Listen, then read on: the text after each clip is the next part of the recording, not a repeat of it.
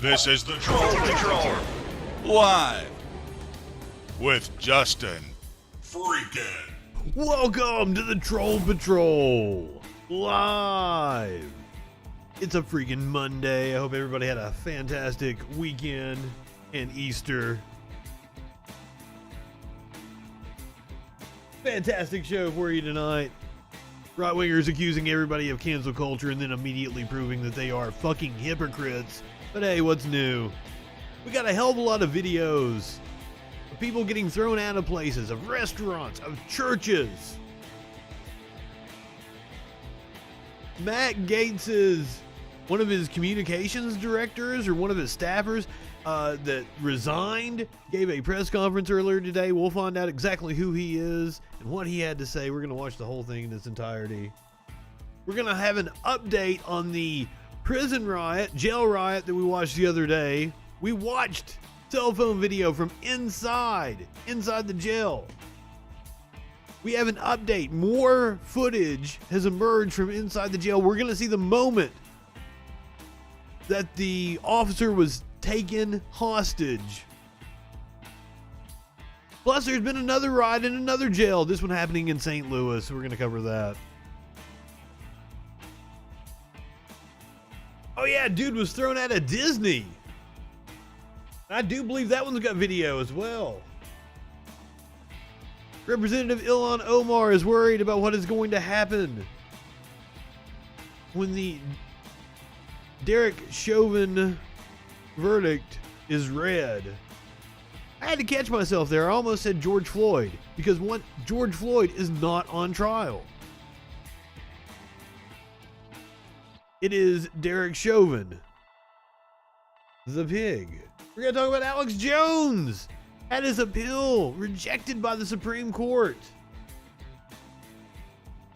Another interesting case involving Trump and whether he was allowed to block his critics on social media.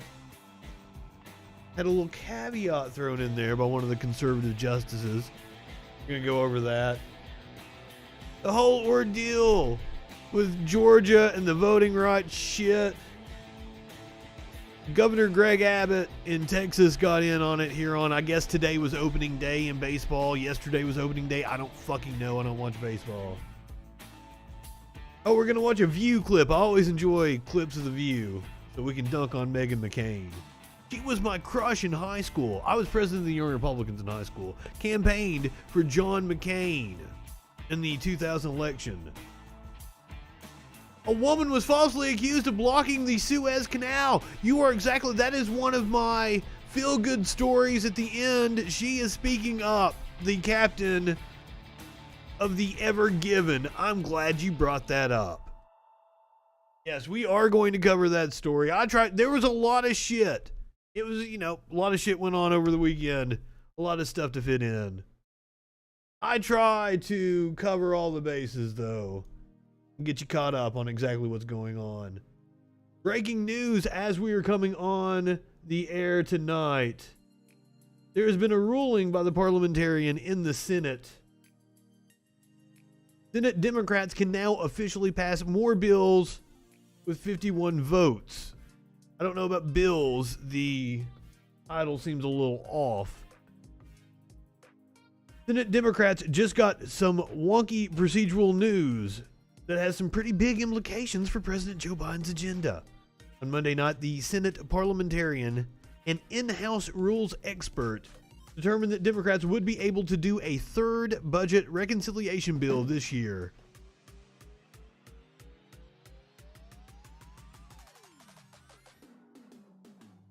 Who knows, cats? Determined that Democrats would be able to do a third budget reconciliation bill this year, a massive development that gives lawmakers more room to pass legislation without Republican support. Already, Democrats had the ability to do two budget reconciliation bills, one focused on fiscal year 2021 and one focused on fiscal year 2022. Unlike most other bills, budget measures can pass with just 51 votes instead of 60, which means Democrats are able to usher through the legislation they want if all 50 members of the caucus are on board. The parliamentarian has advised that a revised budget resolution may contain budget reconciliation instructions. This is according to a spokesperson for Senate Majority Leader Chuck Schumer in a statement.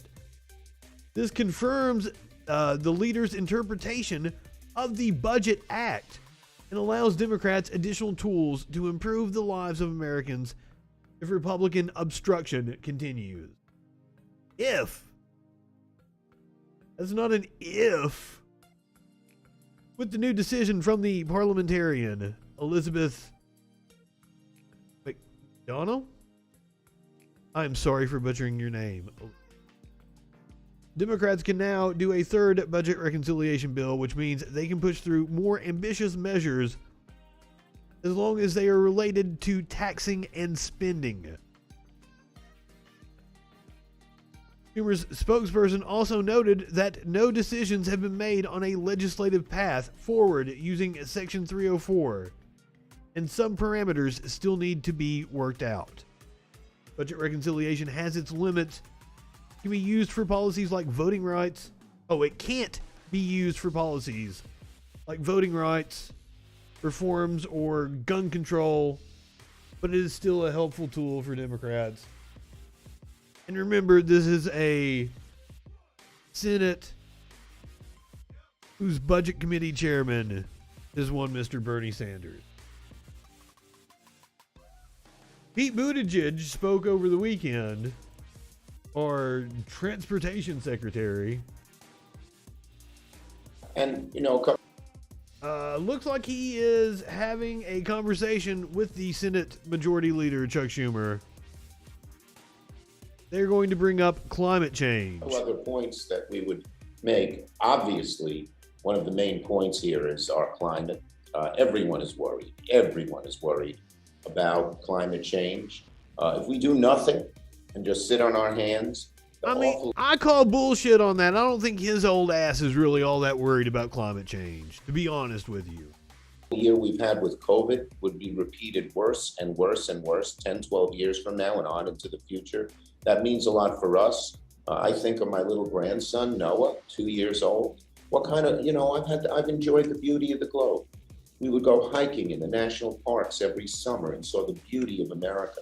And will that be around if we do nothing? It may not. So it's sort of a win-win-win. It's a win. People will enjoy these vehicles. I told my buddy it's a shame his kids are going to have to grow up Mad Maxing it. There'll be many new jobs. But it's a win that it will send far less carbon into the atmosphere and help us arrest the horrible specter of climate change, which could undo our whole globe and discombobulate every one of our lives every day in the future if we do nothing. Yeah, climate change is not theoretical anymore. We're seeing it all around us, and this is just the beginning. But it's still not too late to head off the worst effects. This is a huge part of that. And what's exciting is that this way of fighting climate change is also something that Americans are going to enjoy being part of. We're not talking about a sacrifice. Again, we're talking about some really compelling and exciting products made in America coming onto the market. We've got to make sure we support that development. But I think about it generationally. Or was that mocking Chuck Schumer's enthusiasm for actually moving on? Part of what you do with HR is you set up your retirement accounts, right? So I'm thinking about something concrete, hopefully in the 2050s, about climate change. We're going to be looking back at this stage of the 2020s, and we will have either succeeded or we will have failed in preventing climate change from ruining our future.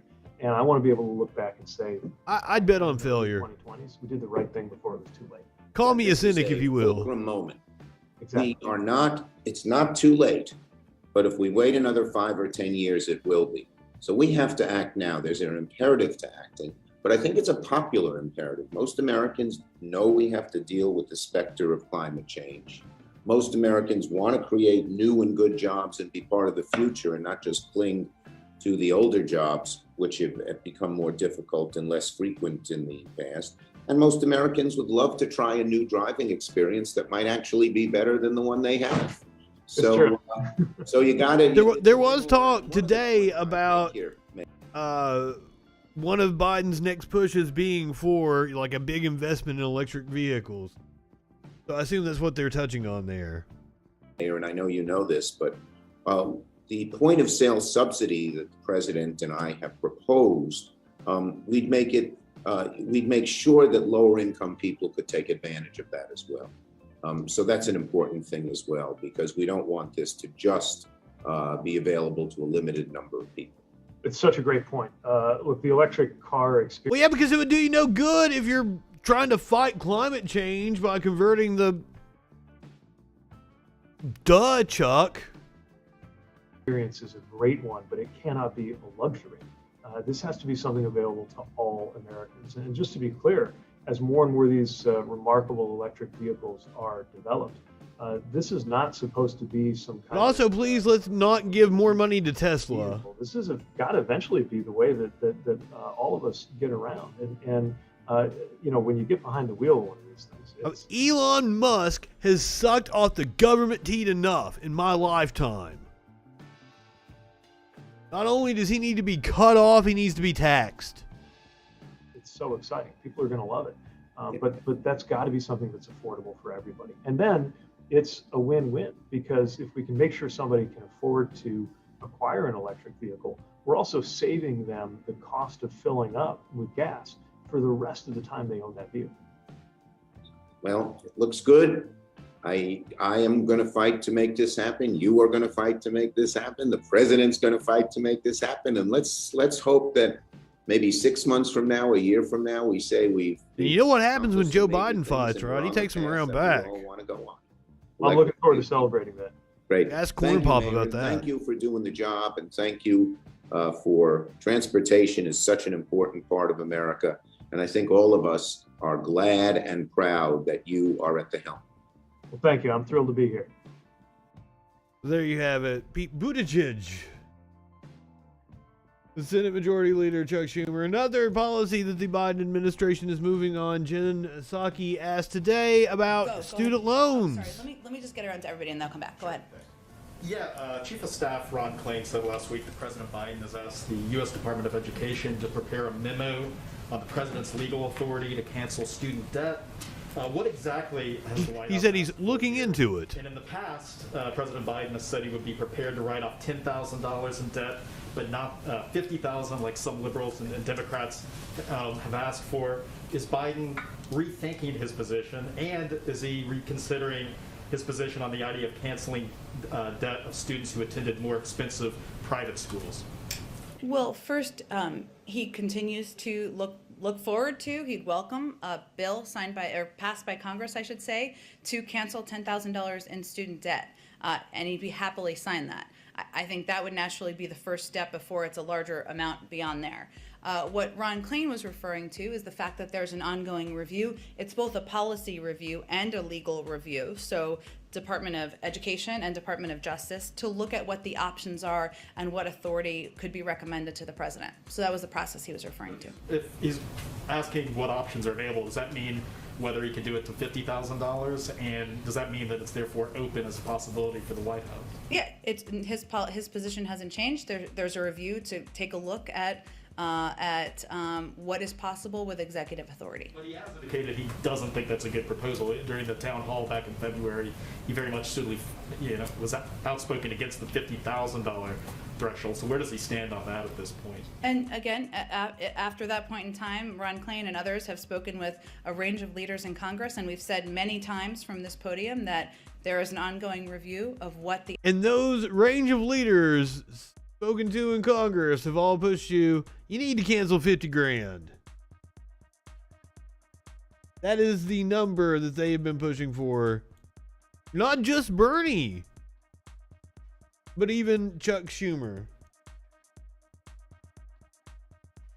Now, there was a surprise at today's press difficult to vote in the package in the briefing with Jen Psaki. all right. So we have a special guest. I will say that we know that this is one of the events where people get to take their children, family members, friends too, and it's not quite the same. We'll do a big one next year, but we still wanted to have a visitor and some special commemorative Easter eggs for all of you from the President and the First Lady. Aww. Not today, but we'll invite the bunny back for a future briefing, as always. But the bunny's wearing a mask. We use every opportunity. Oh yes. We're going to talk about the bunny wearing a mask. For some reason, it triggered the right-wingers. But we'll have to fact check that for you. Different eyelashes. Are we giving those out? Yes, we're gonna save them with Chris. All right. Chris is going to be the bunny's helper. He will be delivering eggs and make sure each of you get one. Oh yeah, the bunny doesn't do the hard work. The bunny was just there to dance around. The bunny's not actually going to give out your fucking eggs. You can get one of the White House interns to come hand out eggs to people. But as I said, this caused some right-wingers to lose their shit for some reason. Not the bunny handing out eggs, the bunny with the mask. Jill and I thank you for joining us today. This was yesterday. We have a special guest, as you can see to my left here. I'm thankful to our friends of the White House Historical Association and the National Park Service for helping us deliver thousands of commemorative eggs to vaccination sites and communities and healthcare centers all across America. Easter's a day of joy when we celebrate resurrection and renewal. But this year, we know many are still going without It is a good point. of the season. The virus is not gone, and the second year in a row, most will be apart from their families, their friends, and the full congregation that fill us with so much I thought there joy. was going to be more, because this is the Blaze right here. I thought there was going to be more commentary in the video. I thought they were going to pop up and say shit. Oh.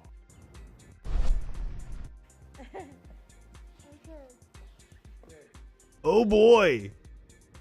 Internet erupts when Easter Bunny appears with Biden's in a mask. Like, they didn't even like tell what, like, look at him, he's wearing a mask. Ha ha ha ha ha.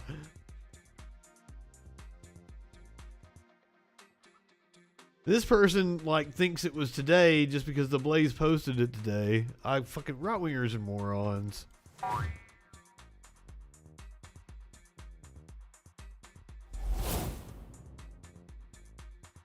Triggered over mask.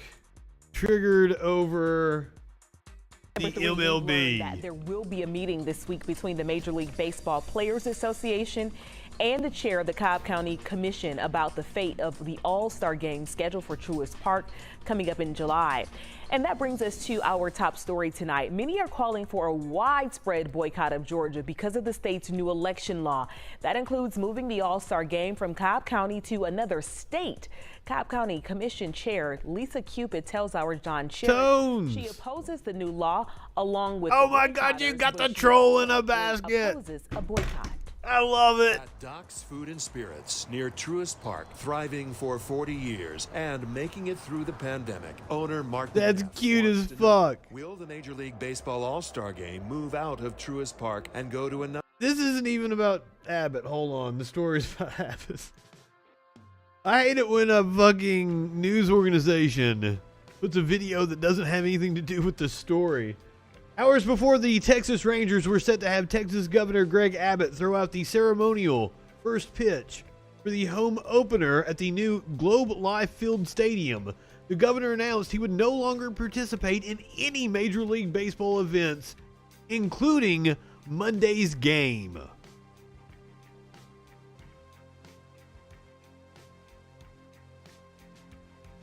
Abbott said his announcement was in reaction to the league's decision to move its 2021 All-Star Game and draft from Atlanta after Georgia passed a controversial new voting law that critics say will support voter suppression, while proponents argue the law will uphold election integrity. Now, I always forget to bring this up when I'm arguing this online, and I made this point to somebody today. I voted in the last election without a valid driver's license without a valid photo ID. The lease on my car came up in 2019 and I was already working from home, so I said, fuck it, I don't want a car payment. Twice I went down to, because I'm out of state, twice I went down to the one office, the main office I have to go to, not one of the satellite offices that are usually less busy. I will give them that. But the main office is always clogged up. And this is another one, I think this is part of the voter suppression tactics. That they close down the offices where you can get these documents, making it a long ass wait, so that both times that I went in there was over a 4-hour wait to get a license. Then the pandemic happened and I just like, yeah, I forgot about it. So these people are trying to prevent me from voting. Now, why in the world, if I've got my voter registration card, why can't I just walk up and show that? Who in the fuck is going to have like fake voter registration cards with my name and address on it? And can you imagine, like, do you know how many, like, that's one of the reasons why we have such a decentralized system, is to prevent fraud? Do you know how many, like, fucking people you would have to hijack their voter registration cards or some other documentation? Like, and don't get me wrong, believe me, because I'm in a state where they do their best to prevent you from voting. When I went down there, I had my birth certificate. I had 2 pieces of mail with my address. I had my expired license, my college ID. I was like, you fuckers are not going to turn me away.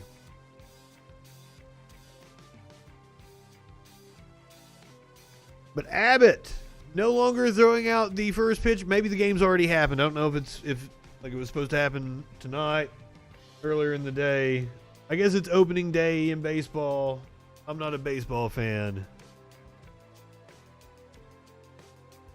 And it, like, you know, I had one of the right wingers like, well, a lot of people have a lot of questions about the election. I'm like, I don't care if they have questions. If they have questions, they're fucking idiots. They bought into the propaganda of the con man.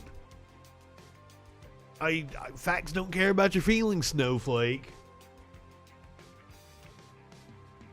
So the 95-page bill includes things like requiring an ID number, like a driver's license, to apply for an absentee ballot, cutting off absentee ballot applications 11 days before an election, limiting the number of absentee ballot drop boxes, allowing the state to take, and limiting the number, I wonder which areas they're wanting to deprive of drop boxes, allowing the state to take control of what it calls underperforming local election systems. That sounds draconian.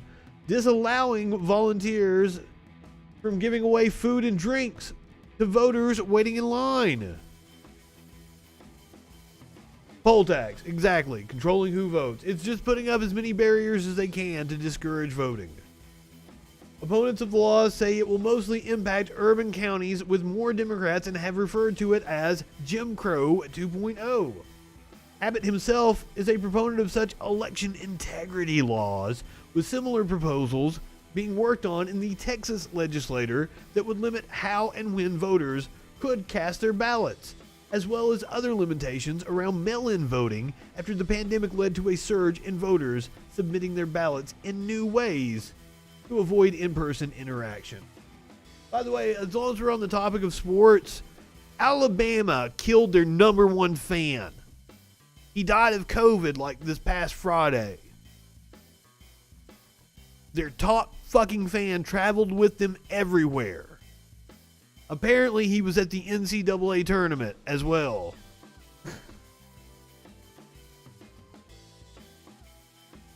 So that's how important football was in Alabama. Alabama killed their number 1 fan.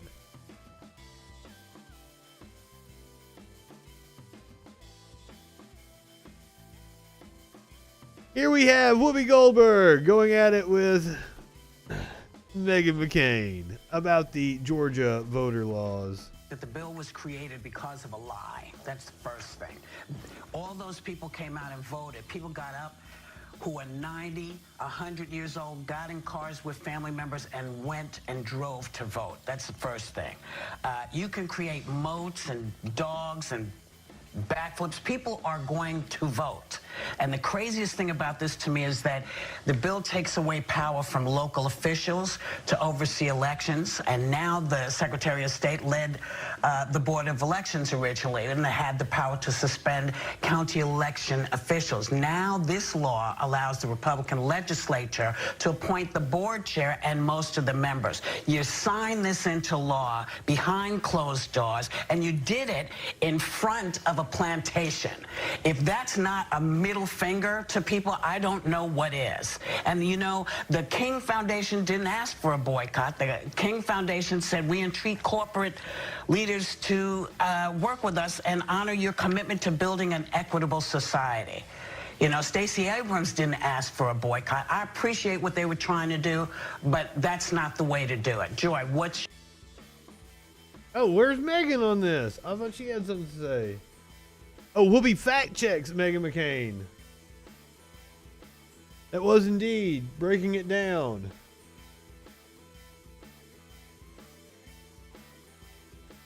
Exactly where she ought to be, off screen. I had the biggest crush on her in high school.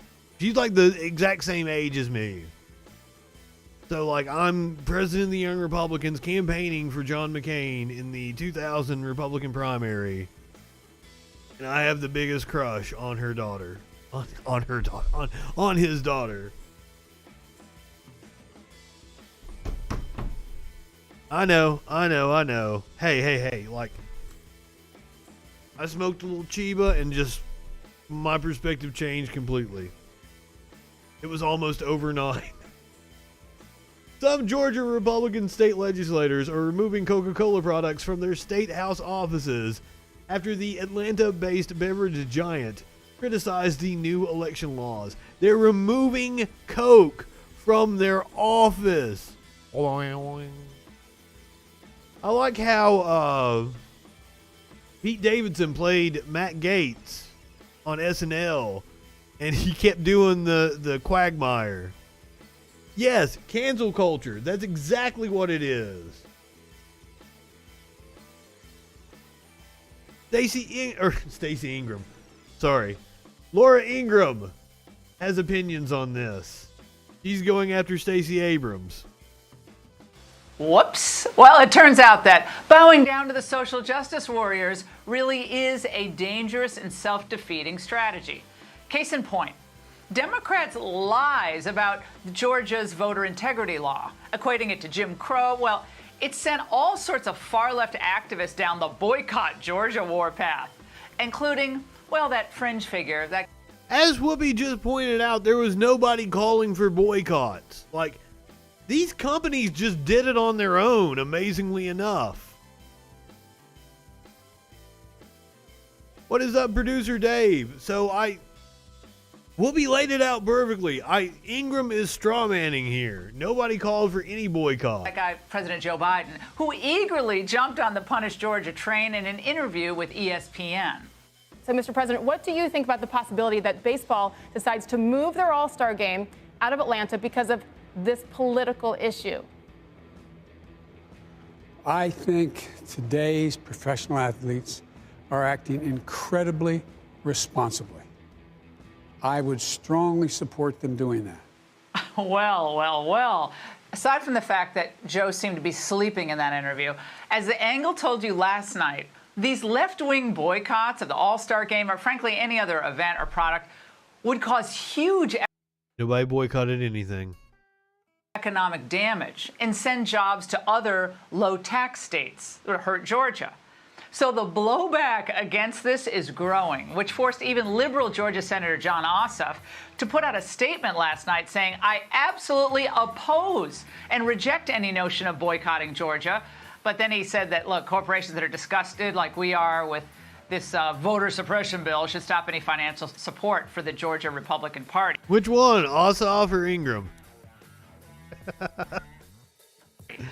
And then Stacey Abrams, the mastermind behind the fraudulent attack on Georgia's voter ID law, also has been caught in a trap of her own making.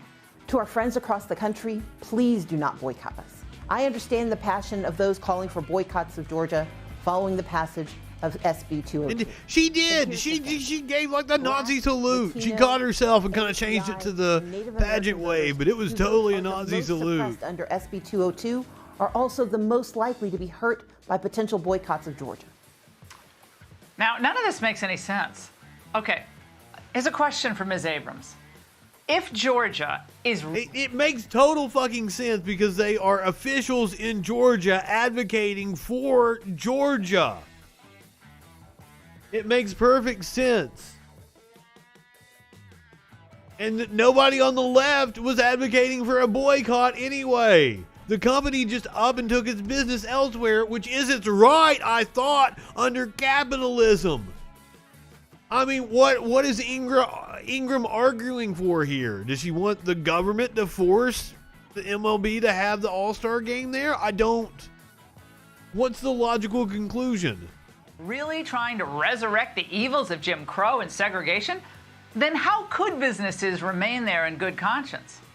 Shouldn't everyone, even low-income voters, citizens, have to sacrifice to force Georgia businesses to get in line here and force the state legislature to do what they should do? Well, what happens is Abrams sees where all this is leading. Well, I want to also point out that we live in a country where we are hyper-capitalist, and we have a court ruling that determines that money is speech. So yes, economic embargoes of companies inside of states is totally a tactic to use in this system that we are in. Would destroy Georgia's completely legitimate, and right-wingers do it all the time. Their own political future. Thus, it was no surprise to see the White House on a cleanup mission after Biden's boycott blunder.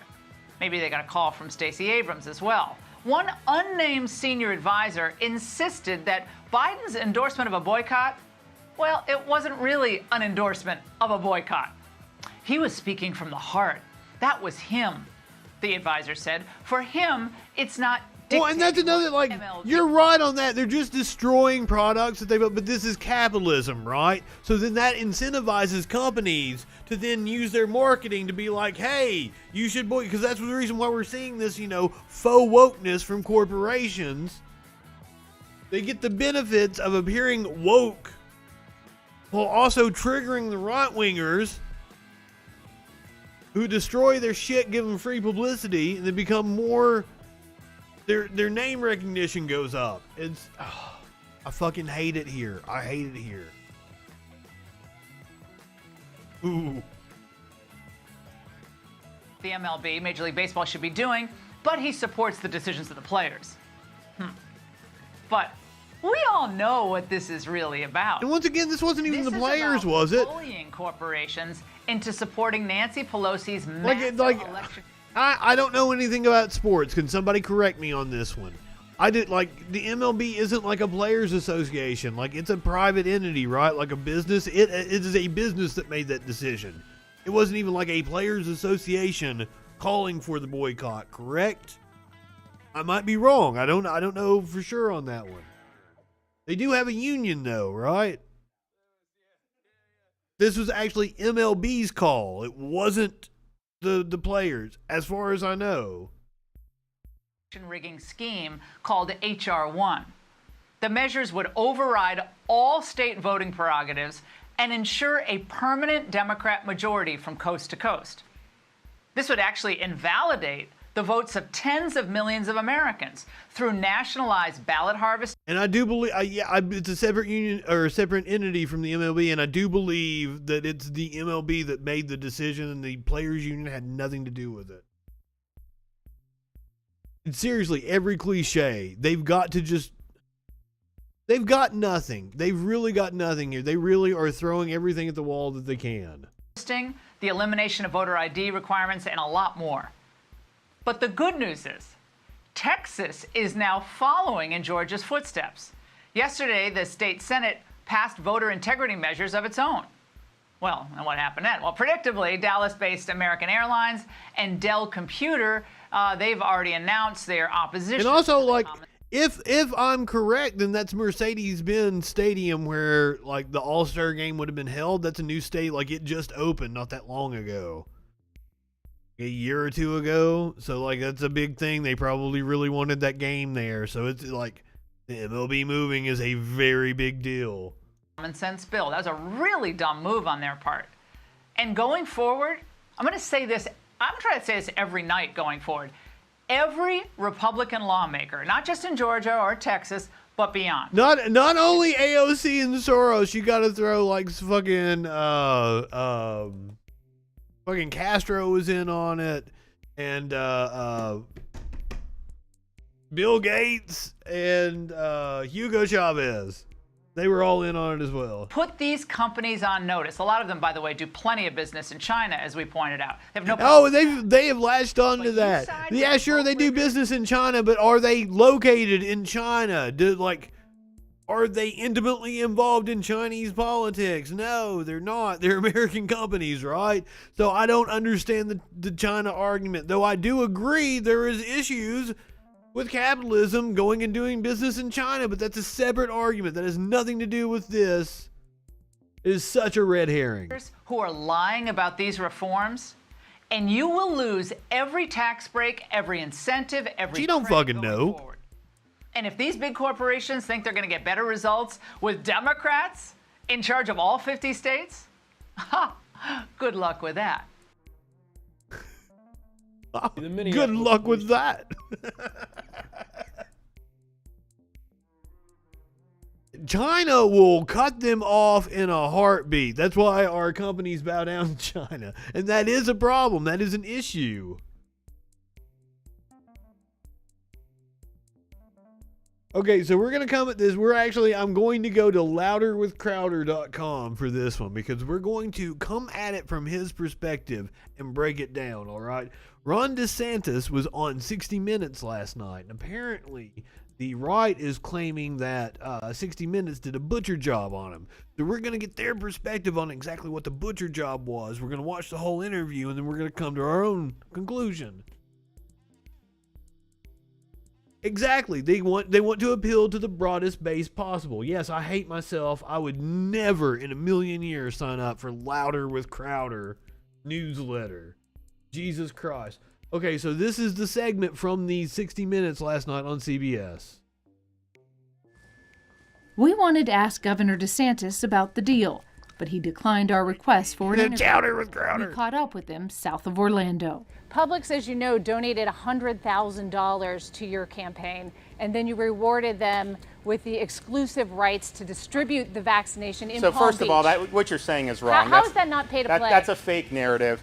I met with the county mayor, I met with the administrator, I met with all the folks at Palm Beach County, and I said, here's some of the options. We can do more drive-through sites. We can give more to hospitals. We can do the Publix. And they said, we think that would be the easiest thing for our residents. God, I hate his voice, man. He's a rising star. As of right now, like, he's probably their front runner. I know the Trump. Yeah, I know. Exclude Trump, DeSantis is probably the front runner for Republican presidential candidate right now, and he is horrible. He should be in jail. He will be in jail by the end of this decade if there is justice. I don't trust that there's justice. He is every bit as guilty as Andrew Cuomo. Andrew Cuomo should face charges. Ron DeSantis should face charges. You don't think he'll play well in the Midwest? Here's the thing: is they've been going with that narrative, and that's why it's so potent to attack this narrative. The whole he's been a good governor. They've been comparing the Florida cooked coronavirus numbers to California and New York, and saying, "Oh, look, and Florida was open the whole time." Blah blah blah blah blah. He gets a lot of praise on right-wing threads. An exclusive deal is not it. That is correct. All right, let's finish hearing his answer here.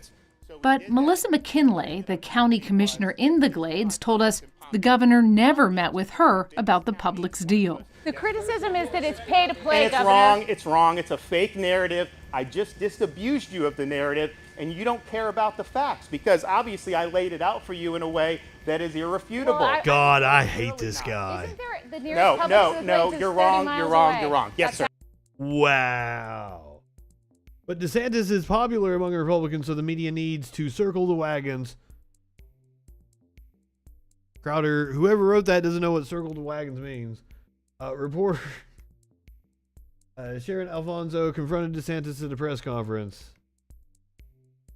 Reporters deceptively edited people in news stories is nothing new. Usually it's done with the in-house footage that the public has no access to. This dingbat, or one of her producers, deceptively edited footage from a press conference that other reporters were at.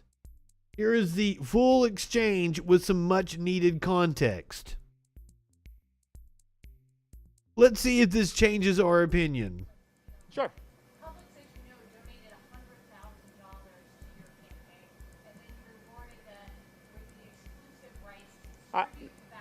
So first of all, what you're saying is wrong. That's a fake narrative. So first of all, when we did the first pharmacies that had it were CVS and Walgreens, and they had a long-term care mission. So they were going to the long-term care facilities. They got vaccine in the middle of December. They started going to the long-term care facilities the third week of December to do LTCs. So that was their mission. That was very important, and we trusted them to do that. As we got into January, we wanted to expand the distribution points. So yes, you had the counties, you had some drive-through sites, you had hospitals that were doing a lot, but we wanted to get it into communities more. So we reached out to other retail pharmacies, Publix, Walmart. Obviously, CVS and Walgreens had to finish that mission, and we said we're gonna. Publix is one of his biggest donors. Use you as soon as you're done with that. For the Publix, they were the first one to raise their hand, say they were ready to go. And you know what? We did it on a trial basis. I had 3 counties. I actually showed up that weekend and talked to seniors across 4 different Publix. How was the experience? Is this good? Should you think this is the way to go? And it was 100% positive. So we bougie expanded counties, and then folks liked it. And I can tell you, if you look at a place and he was like likely to have donors. They were kind of struggling at first in terms of the senior numbers. I met with the county mayor, I met with the administrator, I met with all the folks at Palm Beach County, and I said, here's some of the options. We can do more drive-through sites. We can give more to hospitals. We can do the Publix. We can do this.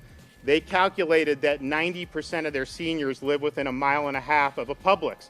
And they said, we think that would be the easiest thing for our residents. So we did that. And what ended up happening was you had 65 Publix in Palm Beach. Palm Beach is one of the biggest counties, one of the most elderly. Okay. I would guess that's probably the same. Like most seniors live within 1.5 miles of a Kroger's, or most seniors live within 1.5 miles of whatever. Because they're all located in clusters anyway. All seniors live within 1.5 miles. All seniors probably live within 1 mile of a Walmart. Because there's a gazillion of those fucking things. So do you notice that the deceptive way he frames things? Live within 1.5 miles of the Publix. Well, yeah, because Publix is going to be where fucking the town centers are, where the shopping centers are. Counties, we've done almost 75% of the seniors in Palm Beach, and the reason is because you had the strong retail footprint. So our way has been multifaceted. It has worked. And we're also now very much expanding CVS and Walgreens now that they've completed the long-term care mission. Yes? And it's wrong. It's a fake narrative. I just disabused you of the narrative, and you don't care about the facts because obviously I laid it out for you in a way that is irrefutable. And so it's clearly not. Is it irrefutable, DeSantis? I think I poked some holes in there. No, you're wrong. Yes, sir. He is really effeminate, isn't he? This is Richard. Well, we're way ahead of schedule. Basically, the federal government just gave us the Okay, so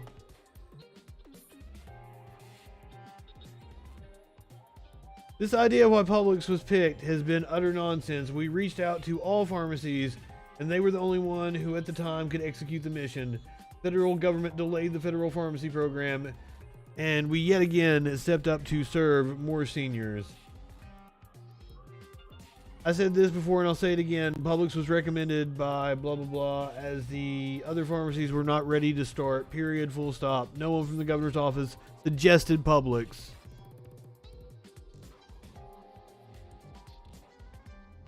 So I don't know. We'll see. We'll follow up on that. I believe that there's something shady going on there, but there's plenty of shady business going on with Ron DeSantis. You know who else has some shady business and is also from Florida? His name is Matt Gaetz. So this is the aide who resigned from Matt Gaetz's office. Thank you everybody for coming out this morning. I have only a few short statements. Jesus Christ, this is a shitty video. Oh, it gets better. Okay.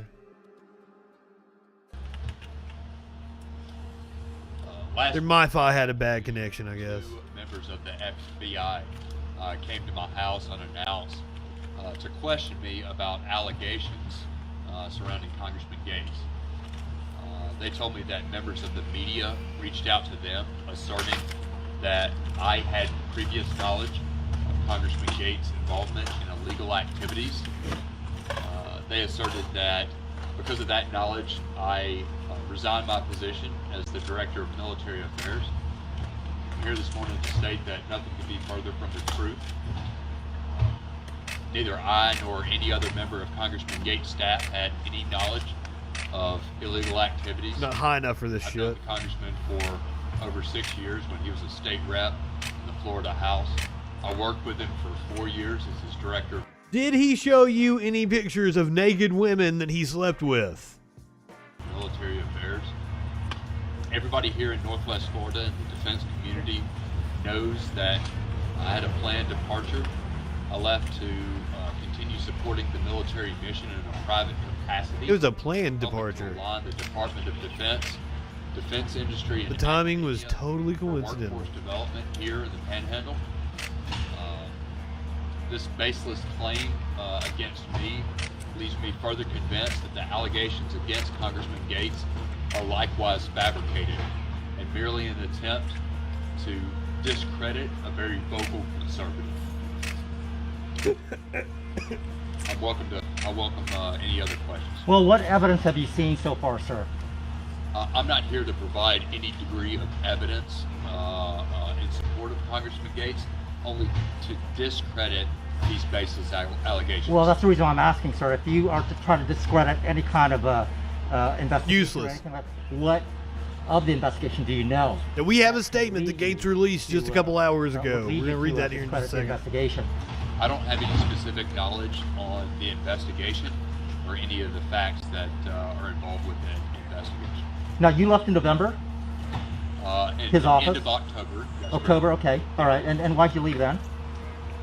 So, like I said... okay. So this is not the communications guy that resigned on Friday then.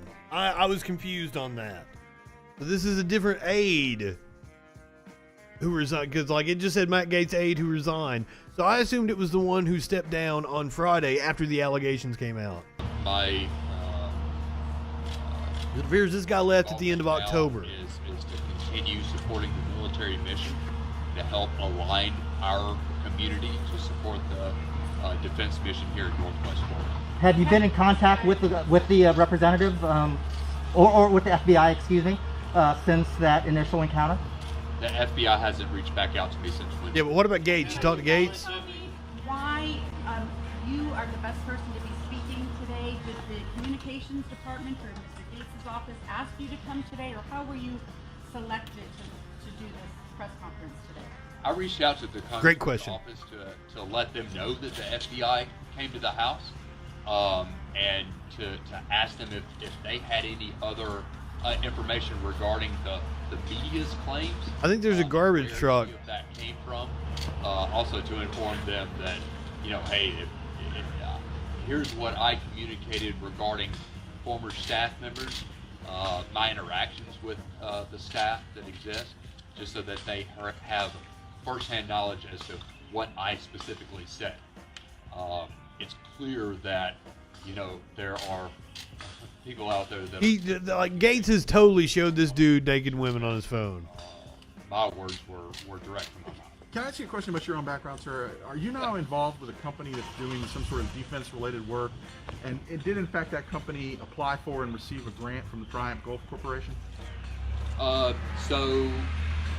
We have not received a grant from the Triumph Corporation. We did an initial pre-application and found out that it was not appropriate for Triumph, which is fine. We're trying to do some startup here to bring a reutilized DoD suit. Okay, so I don't think we're gonna garner any more information out of this dude. Utterly useless.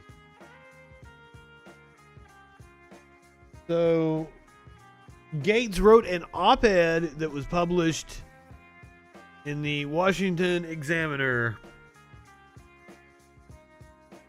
11:32 a.m. earlier today. So probably about the time this press conference was going on, actually. Weird. That kind of makes me wonder if this is some kind of concerted effort by Gates this morning. First thing on Monday, he's got like a multi-pronged strategy to go at the press.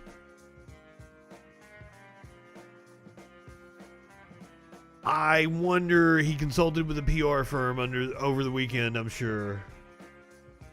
Washington scandal cycles are... Now remember, this is Matt Gaetz himself. This is Matt Gaetz writing this. This is his op-ed in the Washington Examiner.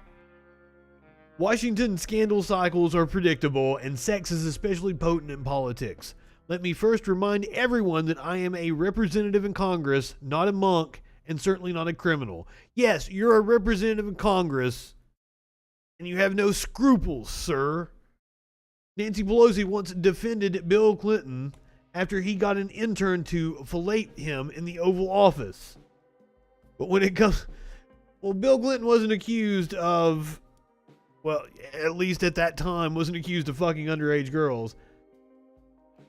Once defended President Bill Clinton after he got an intern to fillet him in the Oval Office. But when it comes to the allegation that I, a grown man, paid for an adult girlfriend's expenses, not the allegation again, well, consider that a bridge too far for the power-hungry hypocrites. Once again, he is accused of trafficking children. I want to be clear about something as we process the leaks and lies from the past week. To this point, there are exactly 0 credible or even non-credible accusers willing to come forward by name and state on the public record that I behaved improperly toward them, in the manner by which Democratic Governor Andrew Cuomo has 10 accusers. I mean, fuck him too. I've been railing on Cuomo for weeks now. Fuck Cuomo. New York missed a good opportunity with Cynthia Nixon. Tisk tisk. Instead, CNN, the New York Times, Politico, and others are just repeating false allegations about a congressman who loathes the swamp and fights both sides of it on a daily basis. He is the swamp, the swampiest of the swamp. Just as they once falsely attacked President Donald Trump, who also raped children, as a Russian asset, Justice Brett Kavanaugh as a gang rapist, and even John McCain as having fathered... even...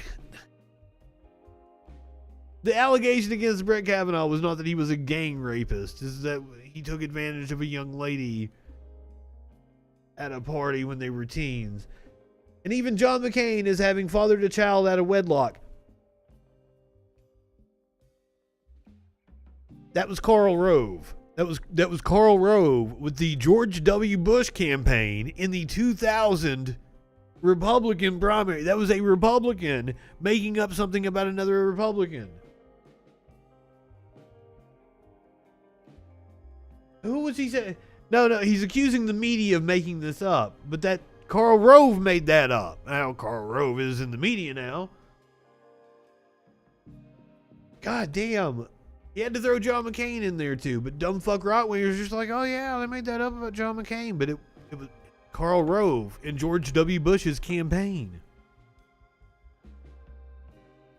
which would tell you a lot about why John McCain never got any kind of a position inside of the Bush administration.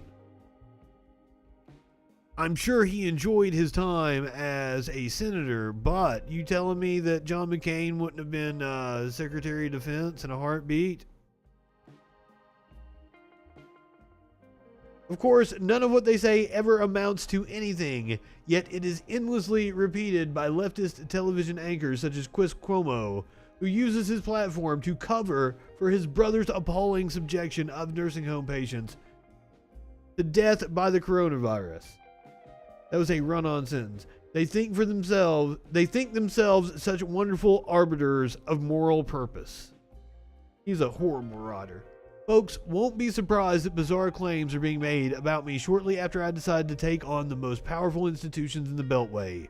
The establishment, the FBI, the Biden Justice Department, the Cheney political dynasty, and even the Justice Department under Trump.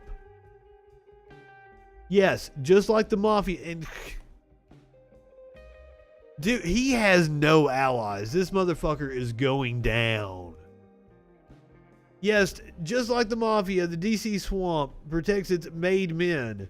Since I'm taking my turn under the gun, let me address the allegations against me directly. First, I have never, ever paid for sex. And second, I, as an adult man, have not slept with a 17-year-old.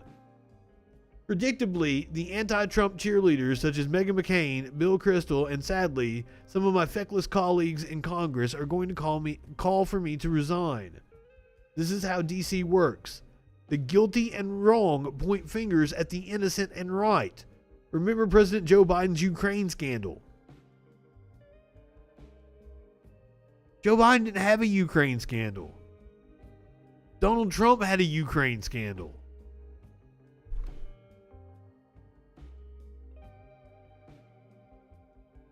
What's he talking about? Or the Lincoln Project's professions of moral superiority. Their scorn and moral posturing is all merely projection. Yeah, why is the Lincoln Project still releasing videos? Nobody takes you seriously anymore. You ruined your brand. And no, I am absolutely not resigning. The Washington Post recently accused me of stating that I'm really enjoying my current embrace of monogamy. That is the truest thing they've ever written about me. I'm a better man today than I was a year ago. Heck, I hope to be a better man than I was yesterday every day of my life. That's correct. He got married like in the last week or two. Like as all this shit is going on. I think it was the last week or two. It was recently. My lifestyle of yesteryear may be different from how I live now, but it was not and is not illegal. I defended Rep. Katie Hill's throuple when her own Democratic colleagues wouldn't. I just didn't think it was anyone's business. It comes as no surprise. It wasn't. It comes as no surprise that my political opponents want to sensationalize and criminalize my prior sex life, just as I am getting engaged to the best person I've ever known. It is regrettable. Oh, maybe he's just engaged. Is he married? Is he engaged? Is Nestor his son? Is it his pool boy? Is he a friend? Is he a student that studies under him? We never know. It always shifts with Matt Gaetz. It is regrettable that the battle of ideas should thus become so personal. But then again, when your ideas suck, you need to stoop this low. My personal life is and always has been conducted on my own time and on my own dime. Consensual adult relationships are not illegal, although I'm sure some partisan crooks in Merrick Garland's Justice Department want to pervert the truth and the law to go after me. I will not be intimidated or extorted. The battle for America's future demands gladiators, and I'm going to keep getting back up and fighting every single day. The Biden Justice Department would rather investigate me for adult consensual sex than Hunter Biden. As a conservative, it's getting harder and harder to not look like a kook. For his shady business dealings, than others for illegal leaks, or a former Justice Department official for the evident extortion of a congressman. Go figure. You'll see more drip, drip, drip of leaks into the media from the corrupted Justice Department and others. When you do, ask yourself why. They aren't coming for me. They are coming for you. I'm just in the way. Apparently they are coming for him, and he's going to be indicted imminently. As for me, I'm going to fight like hell for my constituents and the country I deeply love. You deserve no less, especially right now. Representative Matt Gaetz represents Florida's 1st congressional district in the U.S. House of Representatives. You know what? I'm glad he brought up Hunter Biden because it makes it a good segue into the next segment. Dan Bongino! On Fox News, where I'm assuming they have not mentioned Matt Gaetz at all. Correct me if I'm wrong on that one. About the Hunter Biden story, the laptop and everything else. It was pretty much avoided by the mainstream media until this weekend when CBS did an interview with Hunter. And the good news, Dan, listen to this. Hunter didn't do anything wrong. I honestly don't care and have no clue what he said in the interview. I can say this, is I'm cooperating completely. And I am absolutely... I'm sorry. I did catch one thing he said in the interview. Apparently, he said he snorted Parmesan cheese at one point in time. Because, and I dated a crackhead one time, so I totally understand what he's talking about. I watched her go through the carpet, fucking look for little pieces of white shit. So I believe she probably smoked some Parmesan cheese at one point in time. I absolutely know what he's talking about. Absolutely certain, 100% certain, that at the end of the investigation, that I will be cleared of any wrongdoing. And I think this is the first time I've ever even heard the motherfucker speak, and I did not expect him to sound like that. I'm kind of taken aback. Not to voice shame or anything. I can say this, is I'm cooperating completely. And I am absolutely certain, 100% certain, that at the end of the investigation, that I will be cleared of any wrongdoing. And all I can do is cooperate and trust in the process. I don't think I made a mistake in taking the spot on the board. I think I made a mistake in terms of underestimating the way in which it would be used against me. Used against How could you underestimate that? That's stupid. He didn't make mistakes with his taxes, and he says that laptop at the Fix-It shop in Delaware certainly could have been his. Yeah, well, okay, a couple points on this. Number one, this is a grown man. It's not a child. So can we please stop, not you guys, but can we please stop in other media outlets referring this as to Joe Biden's kid? This is a grown man, okay? Secondly, what kind of a father puts this guy, their son, in charge of these international deals with enemies of the United States, knowing he has a drug problem? Can someone answer me that question? Tell me how Lunch Bucket Joe... Wait, what did you just say? We're not sure it's the laptop, okay? Secondly, what kind of a father puts this guy, their son, in charge of these international deals with enemies of the United States, knowing... What international deals with enemies of the United States?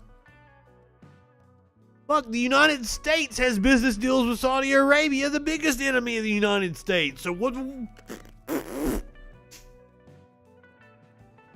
Is he talking about China, the China Hawk thing that never fucking happened? I mean, he's implying, there's a lot of allegations that he is playing on there in his, that's like a fucking... loaded question or whatever the fuck. There's a lot of built-in presuppositions in his statement. He has a drug problem. Can someone answer me that question? Tell me how Lunch Bucket Joe's such a great guy again. And third, we're not sure it's the laptop. Hey, look at this. You know what this is? It's on my notes for today's show. Here's the Hunter Biden vaccine card for the laptop. Here's Hunter Biden's signature for the laptop. Here's where it's billed to Hunter Biden. The laptop for the receipt that had pictures of Hunter Biden with Hunter Biden's confirmed emails, where Hunter Biden dropped the laptop off. Is anyone going to ask these questions? Here it is, guys. The receipt. Here, that's the receipt right there. I even printed one for myself. Everyone can do it. This media person could have asked that question. So it's Hunter Biden's laptop signed by Hunter Biden, billed to Hunter Biden with pictures of Hunter Biden, with Hunter Biden's emails. But gosh, whose computer could that possibly be? What happens next, Definitely Dan? Not Hunter Biden's. Dan, what happens next? Does this investigation just die? Because the FBI had the laptop years ago, and we haven't heard much about it. Listen, I'm sorry. Or could it be that some foreign entity or some person nabbed an old laptop that actually belonged to Hunter Biden and actually put shit on it? Could it be like something like, apparently the Ukraine gave Rudy Giuliani something in 2017 or 2018? I gave up on the Justice Department a long time ago. I'm sorry. Show me evidence otherwise. If this was Donald Trump Jr.'s laptop with pictures of Donald Trump Jr. signed by Donald Trump Jr. and billed to Donald Trump Jr., he'd be in a federal prison right now for 25 years for selling the country out to China. For what? Hunter, you do interviews and sell a book. There was no deal with China. What is he even talking about? The justice system is blind to Democrats. The Republicans are eyes are wide open. It's disgusting. That he has the audacity It to is do a joke. book tour while his dad's president, and he caused so much controversy, and now he's chronicling it, and that was just his first interview. His interview, his comeback. This morning, I was in my garage this morning, Brian, and I heard you say another great point. It was either you or Steve. You said, and then the brother, Joe Biden's brother's out there too. In Florida. Filming video. It's amazing. Right. These guys have no shame at all. Yeah, Joe Biden's brother is a fucking crackpot He ain't one too. of me. He may be one of you if you're a Democrat. He ain't one of me. He's got a fun family. He sends his kid out there to do this. Think about that. The same guy that just said it was Jim Crow on steroids with the Georgia law, a flat-out lie. We have to re-examine what's going on here. Dan, thanks so much. Look forward to your show today. Oh, damn Bongino. Speaking of jokes, Tones. You want to hear a joke? Alex Jones. The Supreme Court has shot down his appeal in the Newtown shooting case. The U.S. Supreme Court on Monday declined to hear an appeal by InfoWars host and conspiracy theorist Alex Jones, who was fighting a Connecticut court sanction in a defamation lawsuit brought by relatives of some of the victims of the Sandy Hook elementary school shooting. Jones was penalized in 2019 by a trial court judge for an angry outburst on his web show against an attorney for the relatives and for violating numerous orders to turn over documents to the family's lawyers. Judge Barbara Bellis barred Jones from filing a motion to dismiss the case, which remains pending, and said she would order Jones to pay some of the family's legal fees. None of them could get security clearances. Stephen Miller couldn't get one, could he? Like everybody that worked in the fucking White House. Kushner couldn't get one. Kushner couldn't get one. And he was like senior advisor to the president. And these motherfuckers have the audacity to bring up Hunter Biden. Hunter Biden seems cool. I'd smoke crack with him. Jones argued he should not have been sanctioned for exercising his free speech rights. The Connecticut Supreme Court upheld Bellis's ruling last year. The family said an FBI agent who responded to the shooting, which left 20 first graders and 6 educators dead, are suing Jones and his show over claims that the massacre was a hoax. The family said that they had been subjected to harassment and death threats from Jones's followers because of the hoax conspiracy. Jones, whose show is based in Austin, Texas, has since said he believes the shooting occurred. You usually do that when the court's like, yeah, we're gonna rule against you. The U.S. Supreme Court turned down Jones's request to hear his appeal without comment.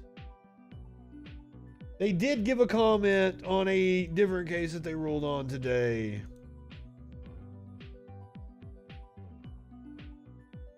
Justice Clarence Thomas takes aim at tech and its power to cut off speech. The Supreme Court on Monday dismissed a lower court ruling that former President Donald Trump violated the First Amendment rights of critics he blocked on Twitter.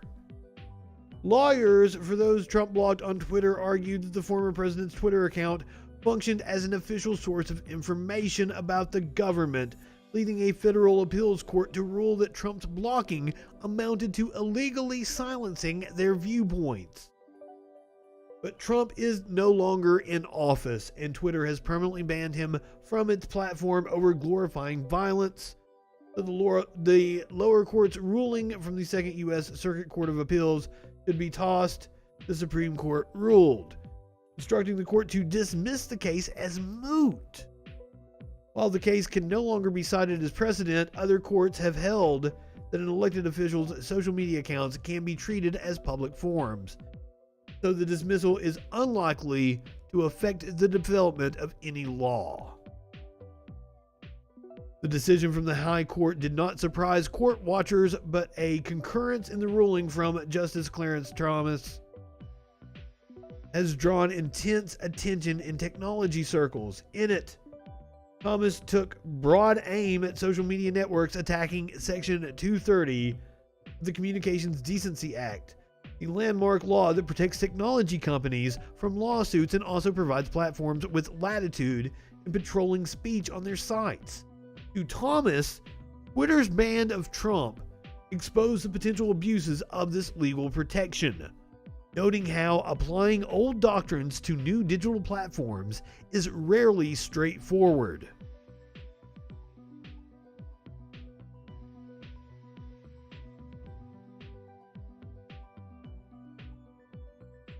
You make a very good point. It was just a very partisan court's way of sidestepping it. That's all I can say about it. They did not want to rule on it. Thomas went on, as Twitter made clear, the right to cut off speech lies most powerfully in the hands of private digital platforms. I don't know. That's fucking capitalism. Literally. Capitalism. It's the people that have the capital getting to decide the ism. The extent to which that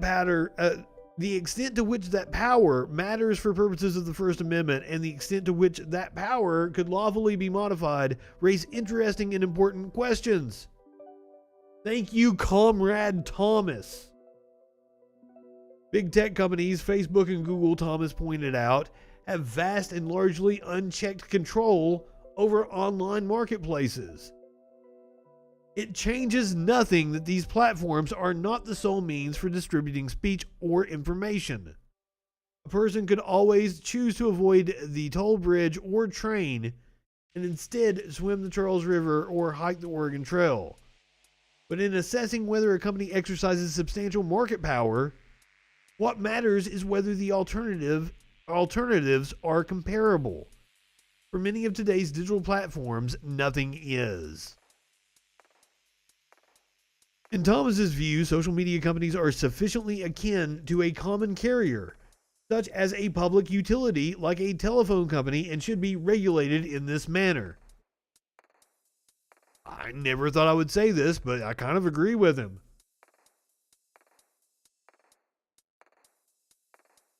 But I don't think tech companies want that. And do you really want... Politicians don't want to set the precedent of being able to regulate businesses like that, because their donors don't want to be able to set that precedent. This is really kind of astounding from Thomas, but he's coming after a specific industry. If it was the oil industry, which has given heavily to him, I kind of doubt he would rule that way. Not rule, I'm sorry. Have an opinion like that. Speaking of Trump, he had a little scandal break over the last few days. It came out that he was steering supporters into unwitting donations. Stacey Blatt was in a hospice care last September listening to Rush Limbaugh's dire warnings about how badly Donald Trump's campaign needed money when he went online and chipped in everything he could, $500. That right there, off the bat. The fact that he was listening to Rush Limbaugh's bullshit and went and gave a supposed billionaire $500.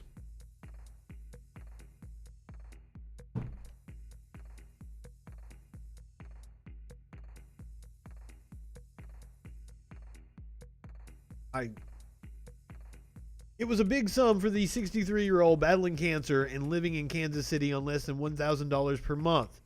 But that single contribution, federal records show, it was his first ever, quickly multiplied. Another $500 was withdrawn the next day, then $500 the next week, and every week through mid-October without his knowledge, until Mr. Blatt's bank account had been depleted and frozen. When his utility and rent payments bounced, he called his brother Russell for help. What the Blatts soon discovered was $3,000 in withdrawals by the Trump campaign in less than 30 days. They called their bank and said that they thought they were victims of fraud. It felt like a scam, Russell said. But what the Blatts believed was duplicity was actually an intentional scheme to boost revenues by the Trump campaign and the for-profit company that processed its own online donations. Facing a cash crunch and getting badly outspent by the Democrats, the campaign had begun last September to set up reoccurring donations by default for online donors. Contributors had to wade through a fine print disclaimer and manually uncheck a box to opt out. As the election neared, the Trump team made that disclaimer increasingly opaque. It introduced a second pre-checked box known internally as a money bomb that doubled a person's contribution. Eventually, so you go to check to unsubscribe and there's a box next to it that says double your contribution. These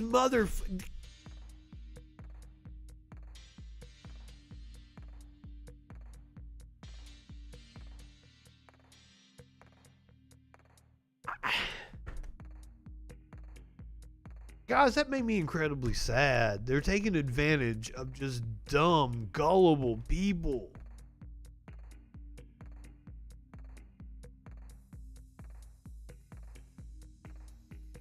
They have no ethics whatsoever. The tactic ensnared scores of unsuspecting Trump loyalists. Reoccurring withdrawals weekly. Already pretty insane. And then you've got Rush Limbaugh that people have been listening to for 30 years. You develop that parasocial relationship, is that what's called? I'm probably wrong on the word, where you get to know a personality, like you actually know them. I feel like I'm best friends with John Oliver and shit. But like you get that and you build that trust, and Rush violated that trust. Fuck. Soon, banks and credit card companies were inundated with fraud complaints from the president's own supporters about donations they had not intended to make, sometimes for thousands of dollars. Bandit, said Victor Emiliano, a 78-year-old Californian who made a $990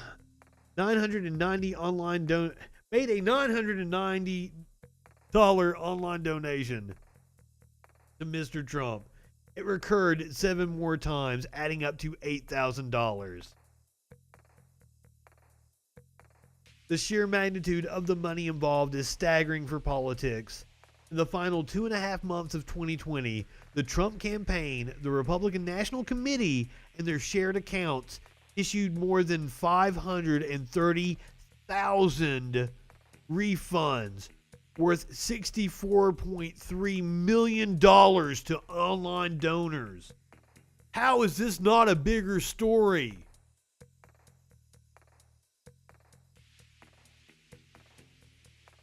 All campaigns make refunds for various reasons, including to people who give more than the legal limit. But the sum the Trump operation refunded dwarfed that of Joseph R. Biden Jr.'s campaign and his equivalent Democratic committees, which made 37,000 online refunds to only $5.6 million in that time.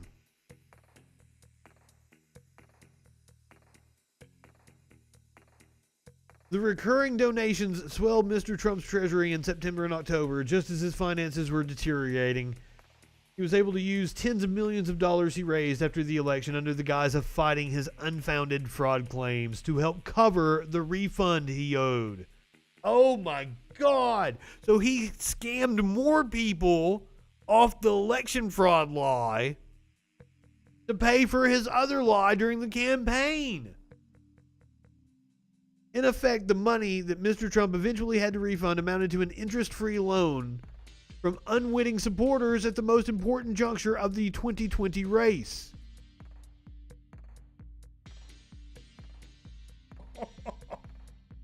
That is absolutely election finance violation, right? It has to be.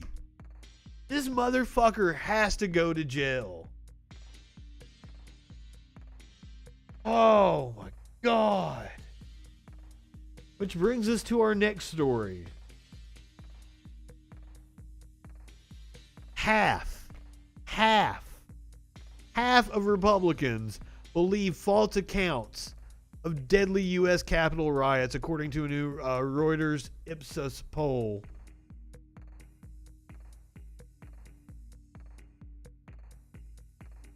I am definitely going to get Ingram out of the way here. Since the deadly January 6th insurrection at the U.S. Capitol, former President Donald Trump and his Republican allies have pushed false and misleading accounts to downplay the event that left 5 dead and scores of others wounded. His supporters appear to have listened. 3 months after a mob of Trump supporters stormed the Capitol to try to overturn his November election loss, about half of Republicans believe the siege was largely a non-violent protest or was the handiwork of left-wing activists trying to make Trump look bad. 6 in 10 Republicans also believe the false claim put out by Trump that November's presidential election was stolen. Since the Capitol attack, Trump, many of his allies within the Republican Party, and right-wing media personalities have publicly painted a picture of the day's events jarringly at odds with reality. Hundreds of Trump supporters, mobilized by the former president's false claims of a stolen election, climbed walls at the Capitol building and smashed windows to gain entry, while lawmakers were inside voting to certify President Joe Biden's election victory. In a recent interview with Fox News, Trump said the rioters posed zero threat. That's this interview right here, actually. People that I guess you'd call them lean toward the right, and they wave American flags. In many cases, they're waving the American flag, and they love our country.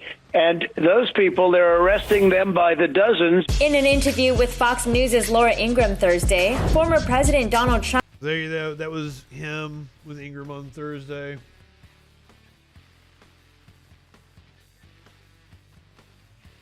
Last month, 12 Republicans in the House of Representatives voted against a resolution honoring Capitol Police.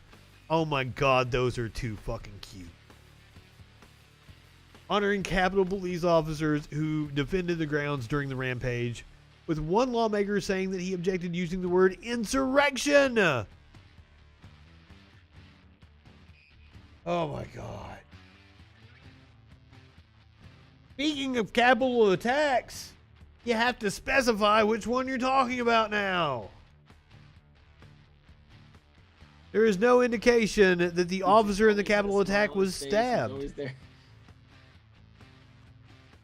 A Capitol Police officer killed last week when a man armed with a knife rammed his car into 2 officers at a barricade outside the Capitol does not appear to have been stabbed, slashed, or shot. Officer William Billy Evans, an 18-year veteran of the force, died Friday after the driver rammed into the barricade near the Capitol. In the chaotic moments after the attack, law enforcement officials initially believed the suspect, who was seen on surveillance video lunging at the officer with a knife, may have stabbed Evans, but that was not the case. Rumors have also swirled around fears that Evans may have been struck by friendly fire when police started shooting at the suspect. The investigation remains ongoing, but there is no indication that Evans was stabbed, slashed, or shot. A Capitol Police officer or Capitol Police official told the AP The official could not discuss details of the investigation publicly, spoke to the AP on condition of anonymity. The family of, was it Noah Green? Was that his name?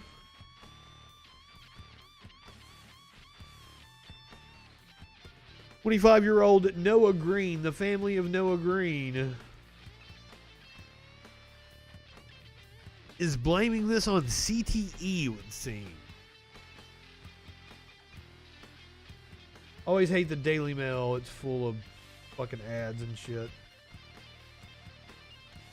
The family of a former model student athlete accused of killing a police officer outside the Capitol has claimed his mental health issues may have been caused by blows to the head sustained while playing football. Relatives described Noah Green, who was shot dead after the attack, as not a terrorist by any means. Said he suffered from depression and potential mental illness, which may have stemmed from repeated head trauma.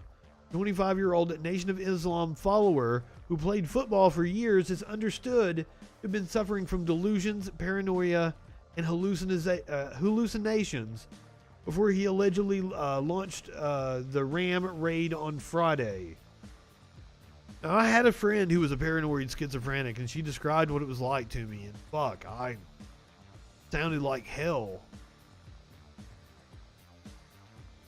Police do not believe the incident was terror-related and have not yet produced a motive. Green's brother, Brendan, told the Washington Post that he was violently ill the night before and texted him to say that he would go and live and be homeless, before, in his final words, adding, "sorry." Oh, shit. Officials currently believe that Green was influenced by a combination of mental health issues and a connection with an ideological cause that provided a justification for violence. Green's family told the Post that his mental health issues began after graduating college, saying that he began to experience hardship among his peers that may have stemmed from repeated head trauma during his years playing football, including as a defensive back at Christopher Newport University. Green is said to have rammed his car into a barricade at the U.S. Capitol, killing 18-year veteran William Billy Evans, who was shot dead at the scene by officers. Green was born in West Virginia, a poor, largely white rural community, one of 10 children. At the time he was at high school, he had crossed into Virginia and was living 30 miles from Covington, Virginia. Nine Tails. Good evening. Green was not known to police in Washington, D.C. but he did have a record in another state, according to law enforcement sources. His Facebook posts, which have since been taken down, showed a deeply disturbed man spiraling out of control. Damn.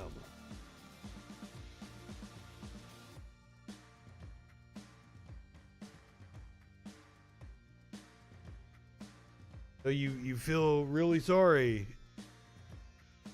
that he had issues. Still don't know how the officer died, though. Not get stabbed, was not shot. Today, the Derek Chauvin trial continued in Minneapolis. The ER doctor who treated George Floyd took the stand. Was there anything that you looked at to determine whether or not the cardiac arrest was likely or unlikely to be related to Mr. Floyd having had a heart attack?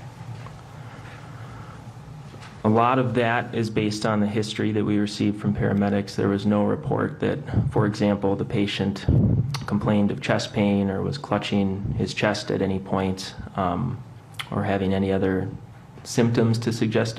Well, he couldn't really clutch his chest when his arms were behind his back. He was being restrained with a knee on his neck. Heart attack, that information was absent. Also, the fact that he was in PEAA systole, as I was told on the initial rhythm check, further decreases the likelihood of that possibility. At the time, it was not completely possible to rule that out. But I felt that it was less likely based on the information that was available to us. Did the ultrasound play any role in the question of whether or not he did or did not? The entire trial has been damning for the defense. No, not especially in this case, no. Did not. They have not had a good showing. I mean, they're going to be taking over, I would assume, sometime this week. Did you consider the possibility of toxins, for example, being responsible for Mr. Floyd's cardiac arrest, including potentially drugs? In the sense that it might have informed our care, yes. I didn't, there was again no report that this patient had, for example, overdosed on a specific medication such as calcium channel blocker or any other medication for which there might be a very specific antidote. And so in that sense, I didn't feel that there was a specific toxin that we could give a medication for that would readily reverse his arrest. But I never, ever, ever And what about then underestimate hypoxia? the ability So hypoxia of the being, justice system to get this wrong. Again, one of the most common causes of PEA asystole just in general. I did then, as I'd mentioned, use the ultrasound to look in the abdomen and did not see any evidence of hemorrhage. There was no obvious significant external trauma that would have suggested that he suffered anything that could produce bleeding sufficient to lead to a cardiac arrest. And so, based on the history that was available to me, I'm assuming that the prosecution takes another day or two. was one of the more likely possibilities. But they have And already hypoxia just as an explanation for his cardiac arrest, meaning one of the things that I think has been beautiful about their case is they've just preemptively just nailed everything the defense is going to come with. They have played such wonderful defense while being on offense the entire time as well. It's fantastic. It will be studied in law school for years to come. But once again, it's in the hands of 12 people. And Ilhan Omar has her reservations.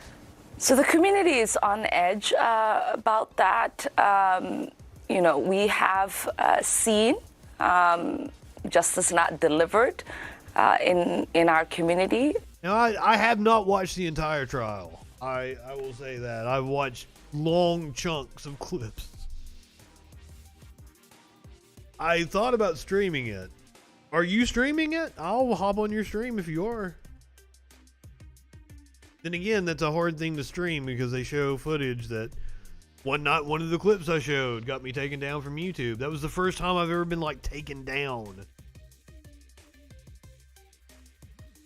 Usually they give you the chance to just flip shit out and stuff. If you're streaming, I'll hop on. So the community is on edge about that. We have seen justice not delivered in our community for many years. And, I think that there is a lot of confidence in Attorney General Keith Ellison and the prosecutors in this case. But we are all eagerly awaiting to see how this trial shakes out. It's been really horrendous. I'm going to pick it up with closing arguments. Defense put George Floyd on trial instead of the former police officer who's charged with his murder. Ilhan Omar is amazing. One of my favorite Congress people. All right, so a week ago or so, we watched a jail riot in Oklahoma City. New footage has emerged because we watched it from a cell phone video that a dude had out the food tray hole. But now we've got some looks like a security camera from inside the jail. This is the moment that the guard gets taken hostage. So content warning.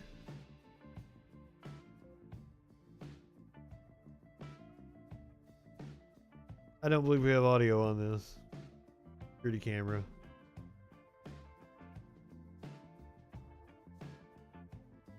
So if you watched this with us last week, they had him up here on the balcony, walkway or whatever you want to call it. Dude was hilarious.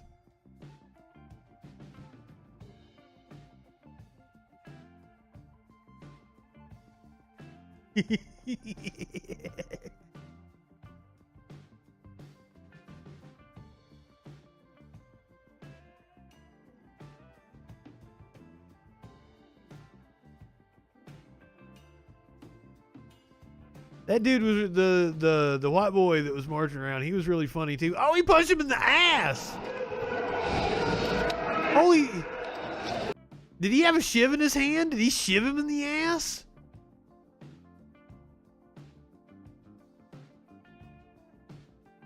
It looks like he might have an object in his hand. He might have just fucking like, ooh.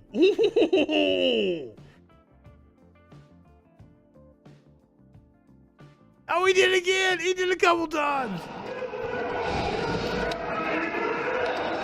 He totally shivved the pig in the ass. Oh, fuck.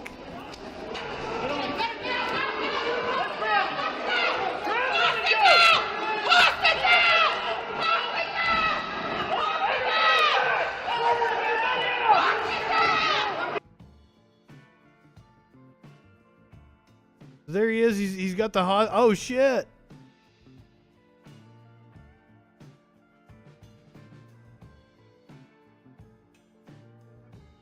I didn't show that to you. You didn't see that. Damn! Crazy shit. It looked like there was something in his hand. It's funny if he punched him in the ass, but like, man, if he's like giving him in the ass, that's gonna fucking hurt. So we have another jail riot taking place in Oklahoma City this time. No, I'm sorry, that was Oklahoma that we were just on. This is St. Louis. This is a jail riot happening on Sunday. Second disturbance at that facility within just 2 months. Now we have new information about how the city plans to stop this from happening again. Our team covered. The bottom of which article? The one we were on before? Oh no, we can go back.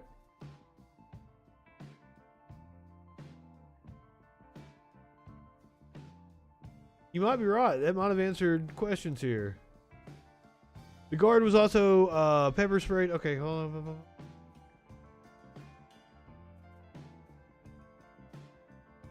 on. Ms. Kez, who was bound and held captive for about an hour, is seen in surveillance footage being hit on the head and stabbed several times in the leg by a second inmate. Guard was also pepper sprayed with his own device. The chaos broke out after inmates complained about conditions at the jail, alleging they had no running water and weren't being fed. I think shit's gonna pop off. I think this is gonna be even worse than last summer. I mean, if this spring is any indication, the way the cops are already acting, the number of mass shootings that we've already had, I think shit is gonna pop off. America has been cooped up for a year. I think there's going to be protests. I think there's going to be civil unrest. I think there's going to be a lot of things going on this summer. I am not looking forward to it. All right. Despite city setting aside millions to replace faulty locks, work had not been completed before the Sunday uprising. It is the second disturbance at that facility within just 2 months. Now we have new information about how the city plans to stop this from happening again. Our team coverage kicking off this evening with Russell Kinsall. He's outside the Justice Center tonight. Russell? Well, right now it is quiet and calm here at the Justice Center. A pile of debris, the stuff that was thrown out the window last night, was piled up on the curb here this morning. On Easter of all Look over my days. shoulder. Look at that plywood on the 3rd floor. That's where the windows were busted out last night. But if you look 1 floor up above on the 4th floor, where you see that plywood, that's where windows were busted out during the first uprising, February 6th. Authorities say there's no guarantee there won't be another incident like these till all the locks are changed. Now, once again, I want to point out that this is a jail. There are many people inside the jail, and the other one was a jail as well. There could be several people inside the jail that weren't even convicted of anything, that are just there awaiting trial. This is a very concerning and dangerous situation, of course, serving not out only for the fucking detainees, but for all child of our support and personnel shit. who work here. The city's commissioner of corrections says it was around 8:30 last night that some detainees were able to compromise the locks on a couple of cells. It's believed that some, but not all, of the 60. Oh, right. When we first saw the first shot of it, I didn't realize how big the windows were. Because, like, you see it from the other, like, without the people. Some for detainees reference. were able to compromise the locks on a couple of cells. It's believed that some, but not all, of the 66 in that jail pod started breaking windows, starting fires, and throwing things. Who was involved is a mystery because they covered the security cameras. The authorities say they don't know how they started the fires. I guess it's safe to say the detainees can be resourceful if they want to do something. Detainees were able to compromise locks on cell doors during the February uprising and then again Sunday night. The city knows the locks are a problem and has set aside $13.5 million to replace all of them. We lock them up like animals and rob them of their dignity, and then you're surprised that that's the way they act? Workers are busy right now replacing locks on cell doors, and it's hoped the entire project can be finished by mid-May. But jail doors and locks can't be purchased at a home improvement store, and there's other equipment that has to be replaced also. The issue, as you asked, I get that, but he said can't be purchased at a home security or at a Home Depot or whatever he fucking said. But, like, you're telling me that here in America, with our carceral system the way it is, that we don't have a fucking manufacturer you can call up and wholesale for jail fucking door locks. Give me a break. We lock up more people than any other country on earth. I guarantee there's a company that specializes in it, probably 3, and I can Google them right now. locks is quite a bit more detailed than just the locks. There are frames, there are doors, there are glazing, there are a number of things that have to be replaced, and we are currently working in 2 areas of this facility. And where that work is taking place is on the 4th floor in an area where there are no detainees being held. Now, the head of a corrections said you just never know what detainees might do. Using slave labor to make the goddamn locks to lock people up. This jail is vulnerable to a similar incident as what happened last night. Live downtown, Russell Kinsall, News 4. Paying them goddamn 70 cents an hour or some shit. Is the second disturbance at that facility within just... You stop that. All right, so this happened in Vancouver, I believe.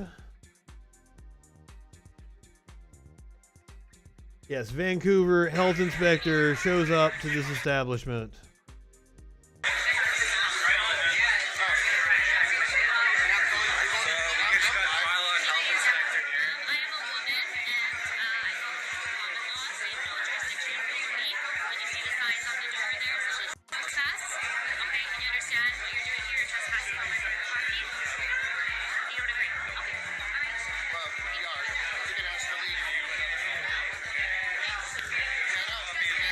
This is the first of our maskless video series.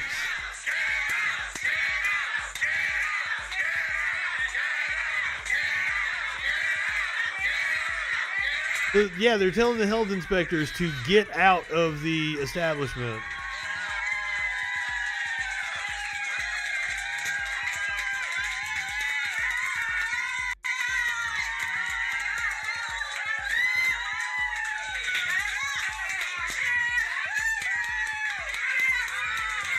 Now, I don't know shit about Canadian politics.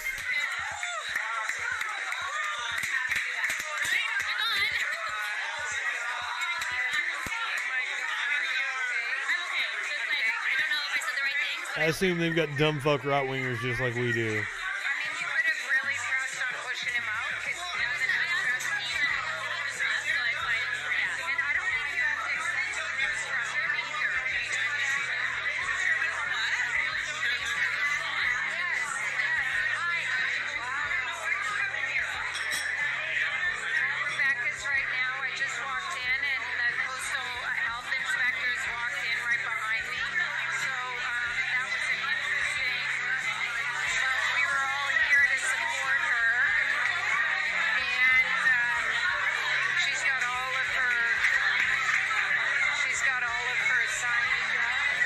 So I guess she's openly violating the laws, flagrantly flaunting Canadian health orders.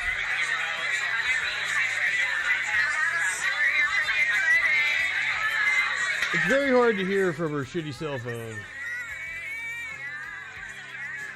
Video captured at Kitsilano restaurant appears to show customers at the crowded eatery chant, "Get out, get out, get out," and a pair of health officials talking to the restaurant owner until they leave.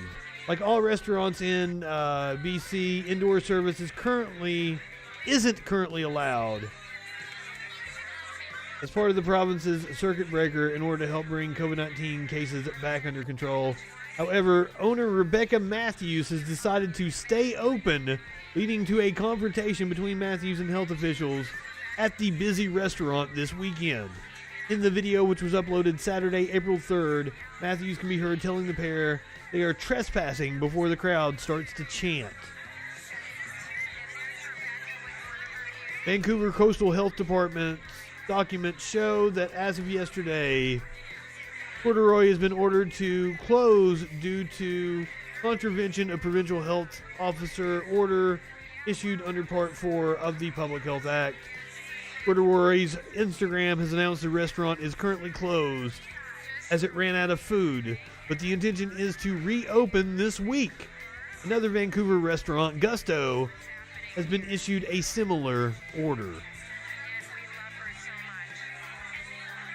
Why don't, our sovereign, because once again, it's Canadian, Canadian kind of sovereign citizens. I assume that because that's a northwestern thing in the U.S. a lot as well, so I bet it bleeds over to Canada. This dude got upset that his Disney vacation was cut short. Apparently, he dropped about $15K on the vacay. All right, sir. So at this time, sir, you're being asked to leave the premises by Chris, who is the security manager at Disney Springs. Listen to me, sir. Sir. Sir, it's private property. They are asking you to leave. We are going to escort you out now, sir. You are officially being trespassed.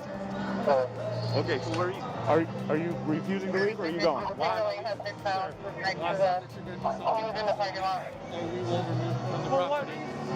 Sir, he's wearing a mask. 2, start walking, sir. You telling me I spent 15 grand? Put your hands behind your No, I don't know, the temperature check, I don't know if Disney is different. Are they sticking a thermometer up your ass, or is it just the fucking thing where they scan your head? Why would you refuse the fucking temperature check? You refuse to leave after being told to do so. Guys, get your hands off me. Back up. He's not listening. All we have to do is get temperature check. That's it. All he would have to do is get temperature check. He should have got temperature check. That's all we have to do. Let's go over here. Please, sir, can you, is it my, To your left. please, who do I talk to? I mean, if it's an anal thermometer, I understand. That's a little invasive. I think it's just to shoot your head. A Louisiana man was arrested at Disney Springs after refusing to have his temperature taken. The Orange County Sheriff's Office released body camera video showing the February 3rd incident. As you can see, deputies confronted 47-year-old Kelly Sillis. If the stack collapses, acting silly outside the Boathouse restaurant and asked him to leave the site. According to the arrest report, Sillis skipped the temperature screening at the restaurant and refused to get checked when asked by staff. When deputies arrived, the Baton Rouge man complained that he paid 15 grand for a Disney World vacation and argued with deputies as he was escorted off the property.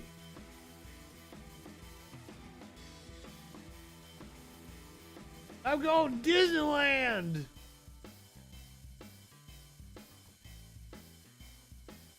Crazy Easter service taking place. I believe this was in Canada too. Please get out.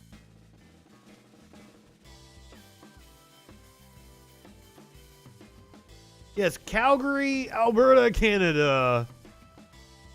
They described the Canadian law enforcement as the Gestapo. Get out of this property. Immediately get out.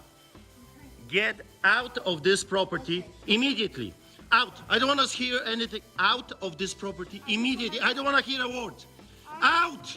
Best there is, best there was, best there ever will be. Immediately until you come back with a warrant. Out. Out. Hold on. I might have it handy since you bring up the whole. Since it was Easter.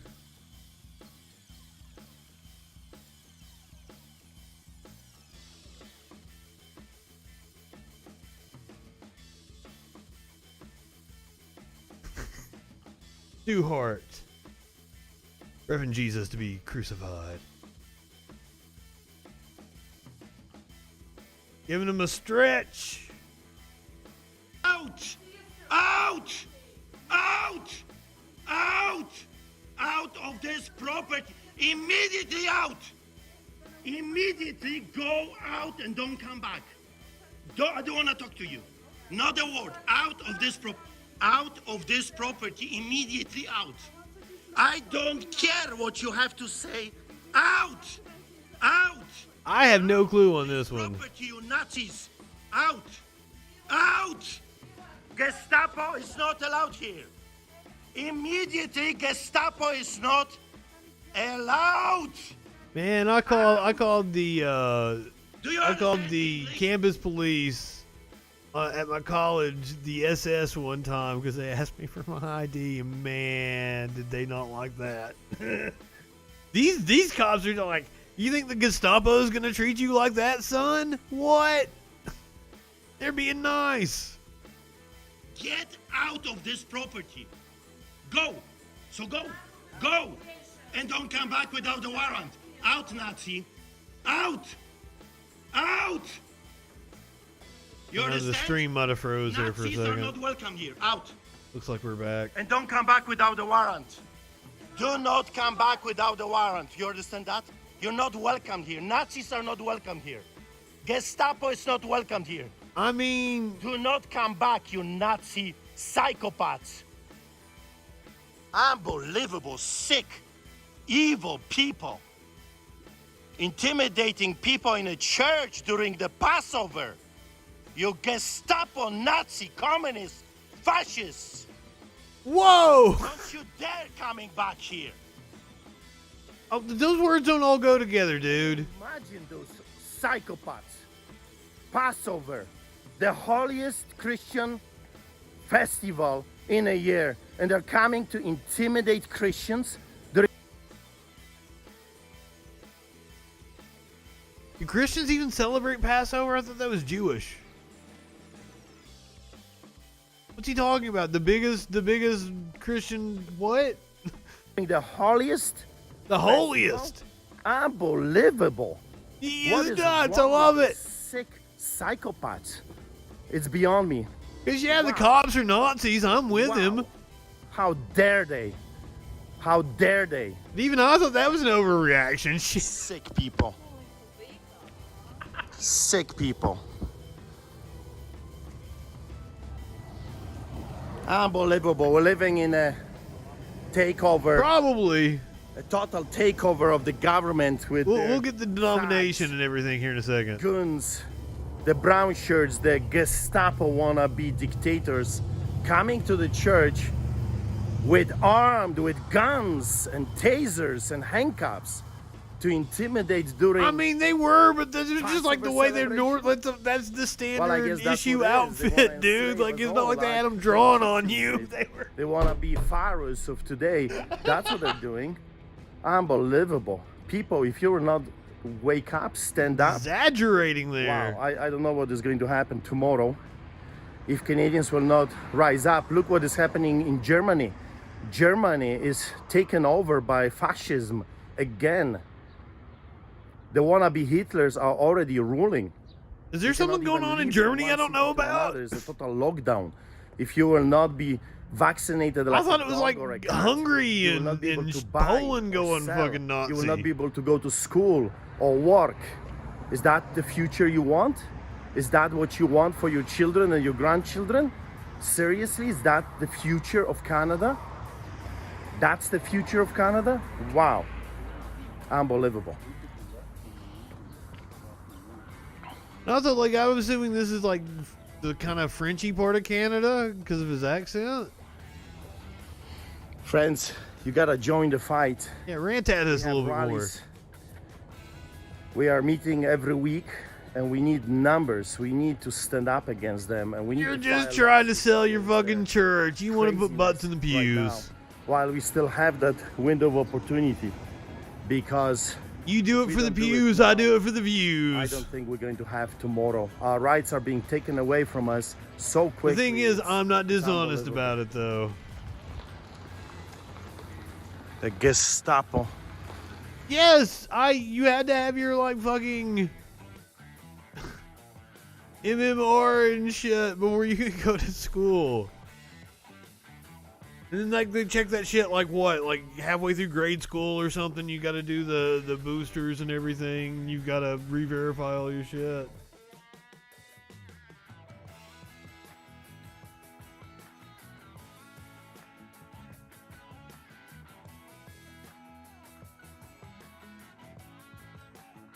What in the Cave of Adullam? This is a church for serious believers that want to be doers of the gospel, not just talkers.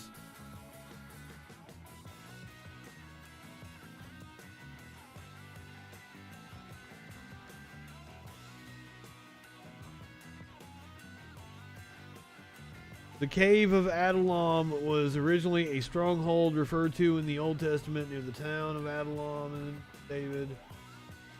I want to know what you fuckers believe. Whatever it is, it's batshit, I'm sure.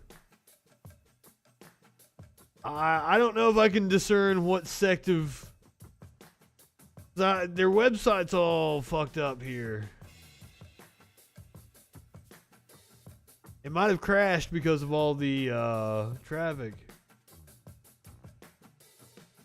They serve lunch after, though. If you attend this church, you will get some lunch.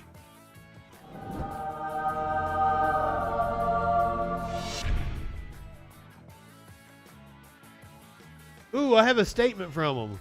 You want to read the statement?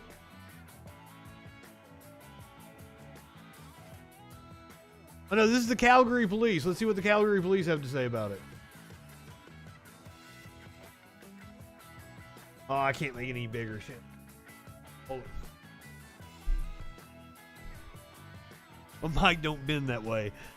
Yesterday, Saturday, April 3rd, 2021, one uniformed member of the Calgary Police Service attended a call to assist our partner agency, Alberta Health Services, and City of Calgary Bylaw Services. The concern was that the people in attendance were not adhering to the government's COVID-19 public health orders, which are in place to ensure everyone's safety. In attending public spaces, private homes, and businesses, we continue to strive for voluntary compliance with public health orders where that makes sense. The majority of Calgarians.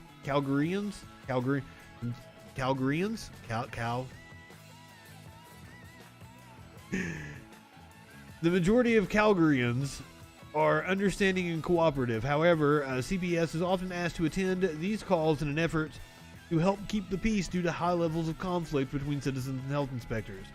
The organizer of the gathering was uncooperative with health inspector and repeatedly raised his voice, asking all parties to leave premises, which they did approximately 1 minute after entry and in a peaceful manner. No tickets were issued at the time. It will be up to our partner agencies to determine subsequent enforcement activity in response to this situation. We understand the pandemic has caused great disruption to all Calgarians, in their professional and personal lives. We do not wish to disrupt anyone's holidays or religious or spiritual events. However, we must support our partner agencies when called upon to help ensure everyone can safely celebrate these occasions. Now, his response to this on Twitter is hilarious. I have just reported this abusive tweet. Abusive tweet. Oh, thank you. Calgarians. I like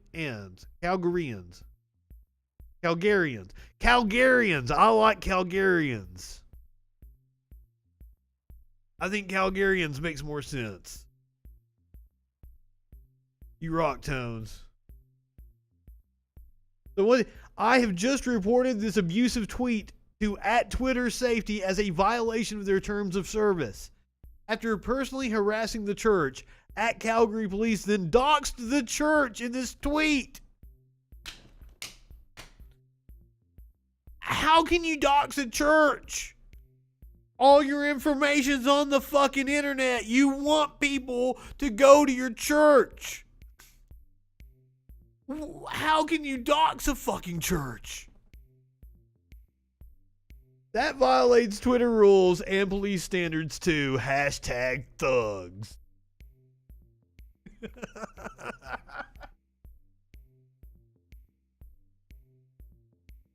Oh. You guys remember Reverend Raphael Warnock? He just won an election. That dude is shady as fuck. I want to send Dave a video of him. Oh no, what's Tone sending us here? What we got? Is this that dude? I don't think. That's not him, is it?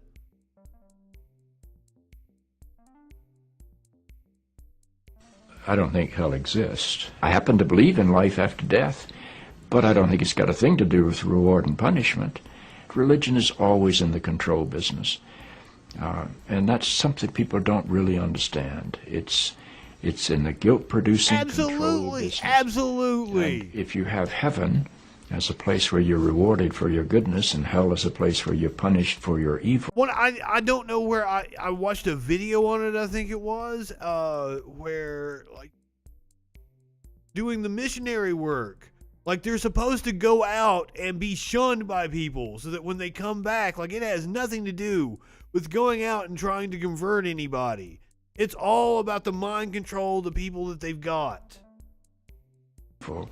Then you sort of have control of the population. This dude? And so they create this fiery Street place, Advocate, the movie. Literally scared the hell out of a lot of people. You know I would fucking watch that shit. And it's part of a control tactic. But wait a minute, you're saying that hell, the idea of a place under the earth or somewhere where you're tormented for an eternity, is actually an invention of the church? Oh, the one we just watched? He has a movie? Anybody else. I watched that too. But I think there's I a like sense this guy. in most religious life of reward and punishment in some form. The church doesn't like for people to grow up. Bergen, send me that link. I've got to watch that. I mean, not now on the stream. Thank you. Thank you. That's... I'll watch that after I make dinner tonight. Motherfucker, saving that shit for later. Thank you, Merkin. All right, so Warnock. He has been rebuked for his Easter tweet, which I find weird. Exactly. Yes. Advertising does it too. They play on all, and then, like, I think the first advertiser was a fucking psychologist, which makes perfect fucking sense. I'm probably wrong about that. Or the dude that's considered the father of advertising was in psychology or some shit. But I don't... Okay, so let's read his tweet here and see if we find anything wrong with it. The meaning of Easter is more transcendent than the resurrection of Jesus Christ. Whether you are Christian or not, through a commitment to helping others, we are able to save ourselves. What's wrong with that? He's trying to be like unifying, right? He's trying to be like, oh, this is a message for everybody.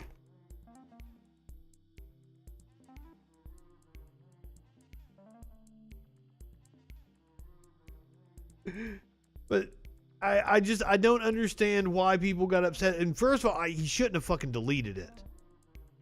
Never delete your shit, because like it lives forever on the internet. So it brings more attention to it, the Streisand effect. Especially if you're a public figure. I mean, you can get away with it if you're a little nobody. Even I can delete shit and get away with it, but still. Warnock deleted his heretical, that's it, heretical. His heretical tweet. He should delete Reverend in front of his name too. Wow. Yeah, everybody's like, please, what is wrong with it? But right-wingers lose their minds over fucking everything. Earlier in the show, someone mentioned the captain of the Ever Given, who has apparently been taking some flack. I've been looking forward to reading this story. Taking some flack about the whole ordeal. Marwa Elzawarda.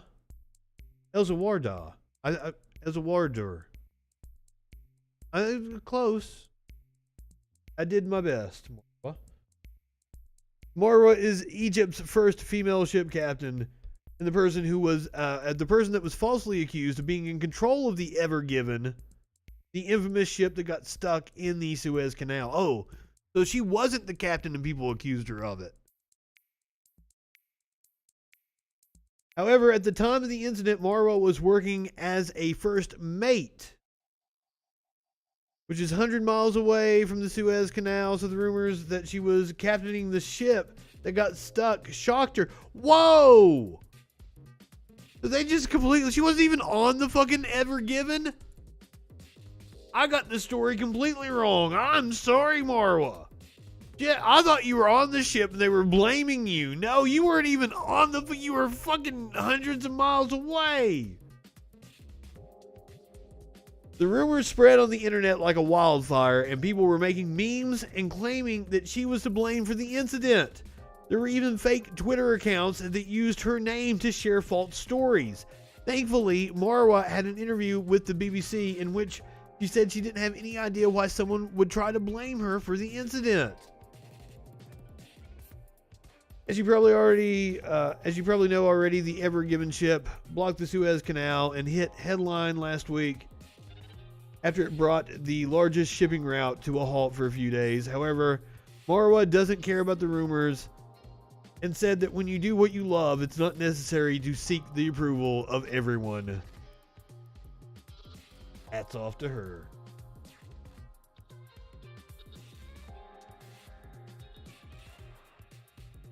Another hero is this man who was protesting Chase Bank. I believe this was in New York City. And content warning, we're getting ready to see something gruesome, I think.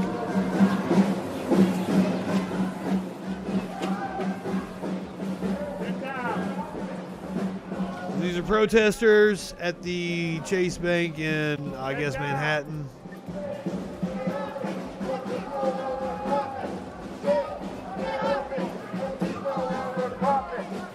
I stand in solidarity with you. It's unfortunate that it took an unfortunate incident in order for this to get the play that it's getting.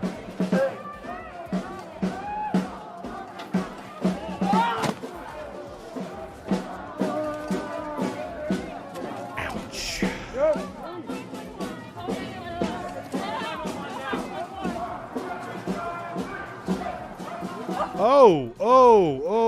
Oh, god damn. It went down Friday on Madison Avenue as 32-year-old Kevin Clark tried scaling a grid at Chase Bank. The higher he got, the more he struggled and truly lost his grip. Many of the demonstrators, including Clark, were armed with spray paint to deface the building. When Clark hit the ground, the can apparently broke because, it was paint. Oh, fuck. What were you doing? Yeah, I thought the motherfucker was bleeding out in front of us. I was like, oh shit, I can't show that.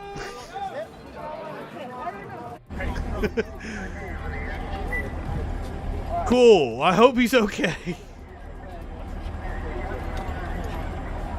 The can apparently broke because black paint covered the sidewalk around where he landed. At least one other protester used his undisturbed can of paint to inscribe his message on the walls of Chase Bank. No, it would not feel good, but at least that wasn't his fucking guts on the sidewalk. Clark was arrested on charges. Good, he's alive. Okay. Clark was arrested on charges of reckless endangerment, taken to a hospital for treatment. He's expected to be okay. It was a kind of scaled down version of Occupy Wall Street, but with way fewer people and no real organization. As if Occupy Wall Street had organization. Clark kind of derailed the whole thing. Or brought awareness to it, depending on which way you look at it. Glad the dude's gonna be okay. Solidarity, comrade. Alright, you guys are gonna love this story. This is fantastic. Disable my ad block.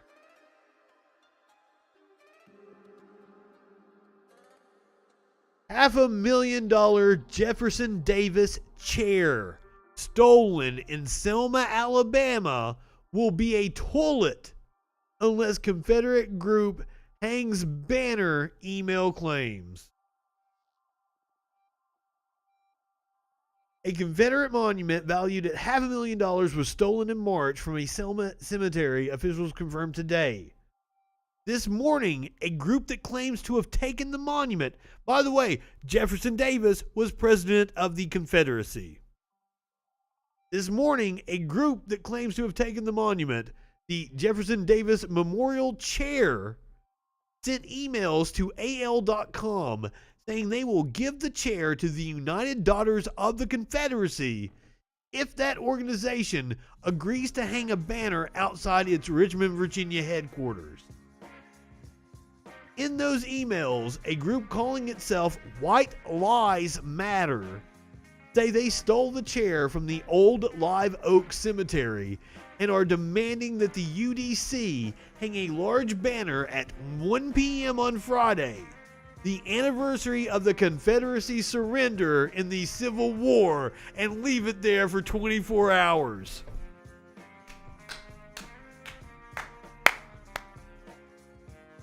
Holy shit. The banner bears a quote from Assata Shakur, a Black Liberation Army activist wanted by the FBI for the 1973 murder of a New Jersey state trooper.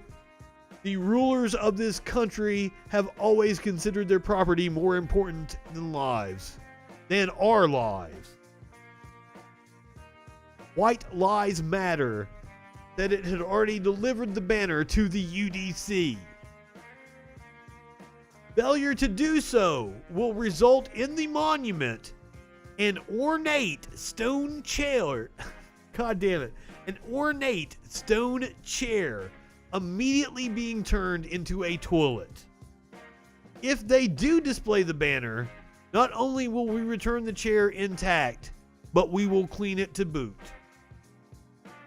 A woman who answered the phone at the Virginia offices of the UDC said she had heard the reports of the theft and ransom demand were fake news, and there were no immediate response to an email to the organization seeking further comment.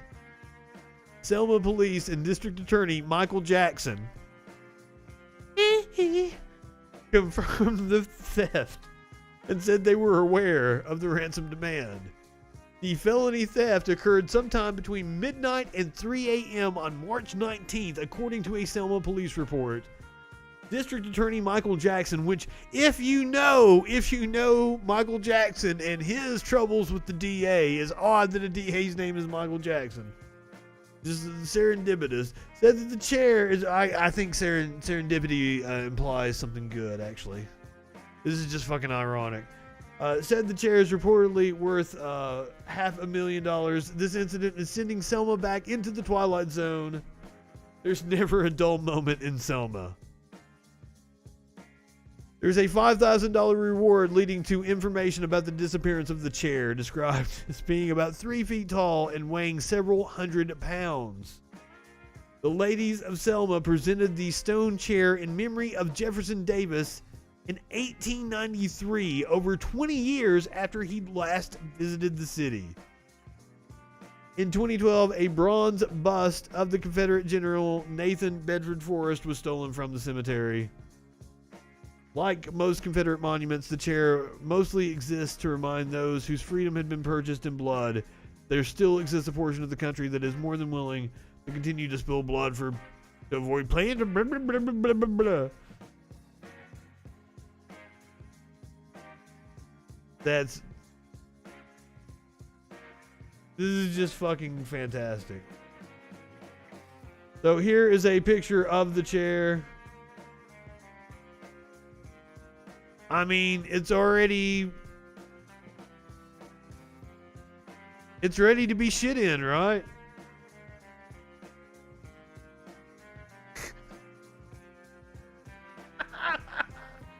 White lies matter. All right, you guys know how I like to end this show. We gotta have some sort of animal story. And this time, a cow wouldn't move out the way.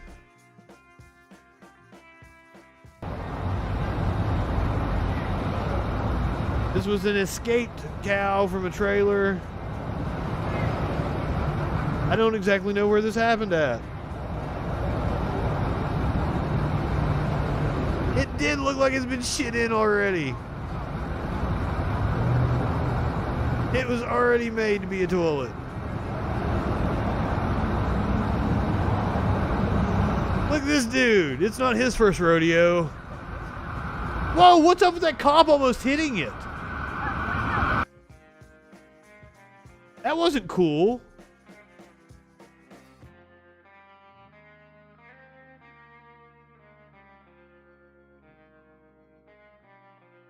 No, it's not the first time there's been a loose animal on the Metro Atlanta Interstate. This time it was Saturday morning on I-285 West. If you were driving on that stretch of highway around 9 a.m. or so, your eyes did not deceive you. It really was a cow that you saw. Oh, it wasn't a bull. It was a cow. Okay. Running against traffic for reasons nobody is quite clear about.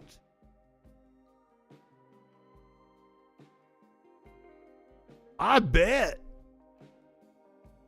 Well, like it would have tipped the cow over, right? Like don't hurt fucking animals. I eat meat, but I want fucking animals to have a humane, happy, healthy life before they get chopped up and put on my plate. Thank you very much. There were reports of a crash in the area, and at one point, 3 lanes on the highway were closed.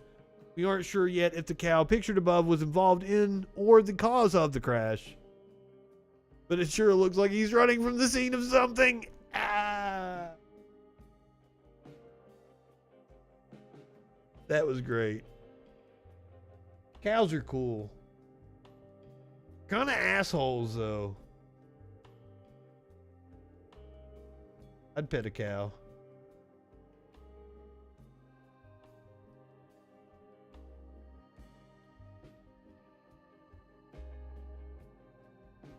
Oh, okay. I'm trolling you guys by sending you where I'm sending you to. I highly recommend you go to. We're gonna go in. We're gonna hang out with the Republican Nation here for a little bit. But after that, I highly recommend you guys go check SJW out or Echoplex later on. So if you're on Twitch, you're getting sent over to the Republican Nation, and I'm probably gonna fuck with them a little bit. So go ahead, light one up, tip one back. It's all right to have a little fun before you hit the sack. I'm Justin Freakin. We will see you tomorrow night on the Troll Patrol. Live.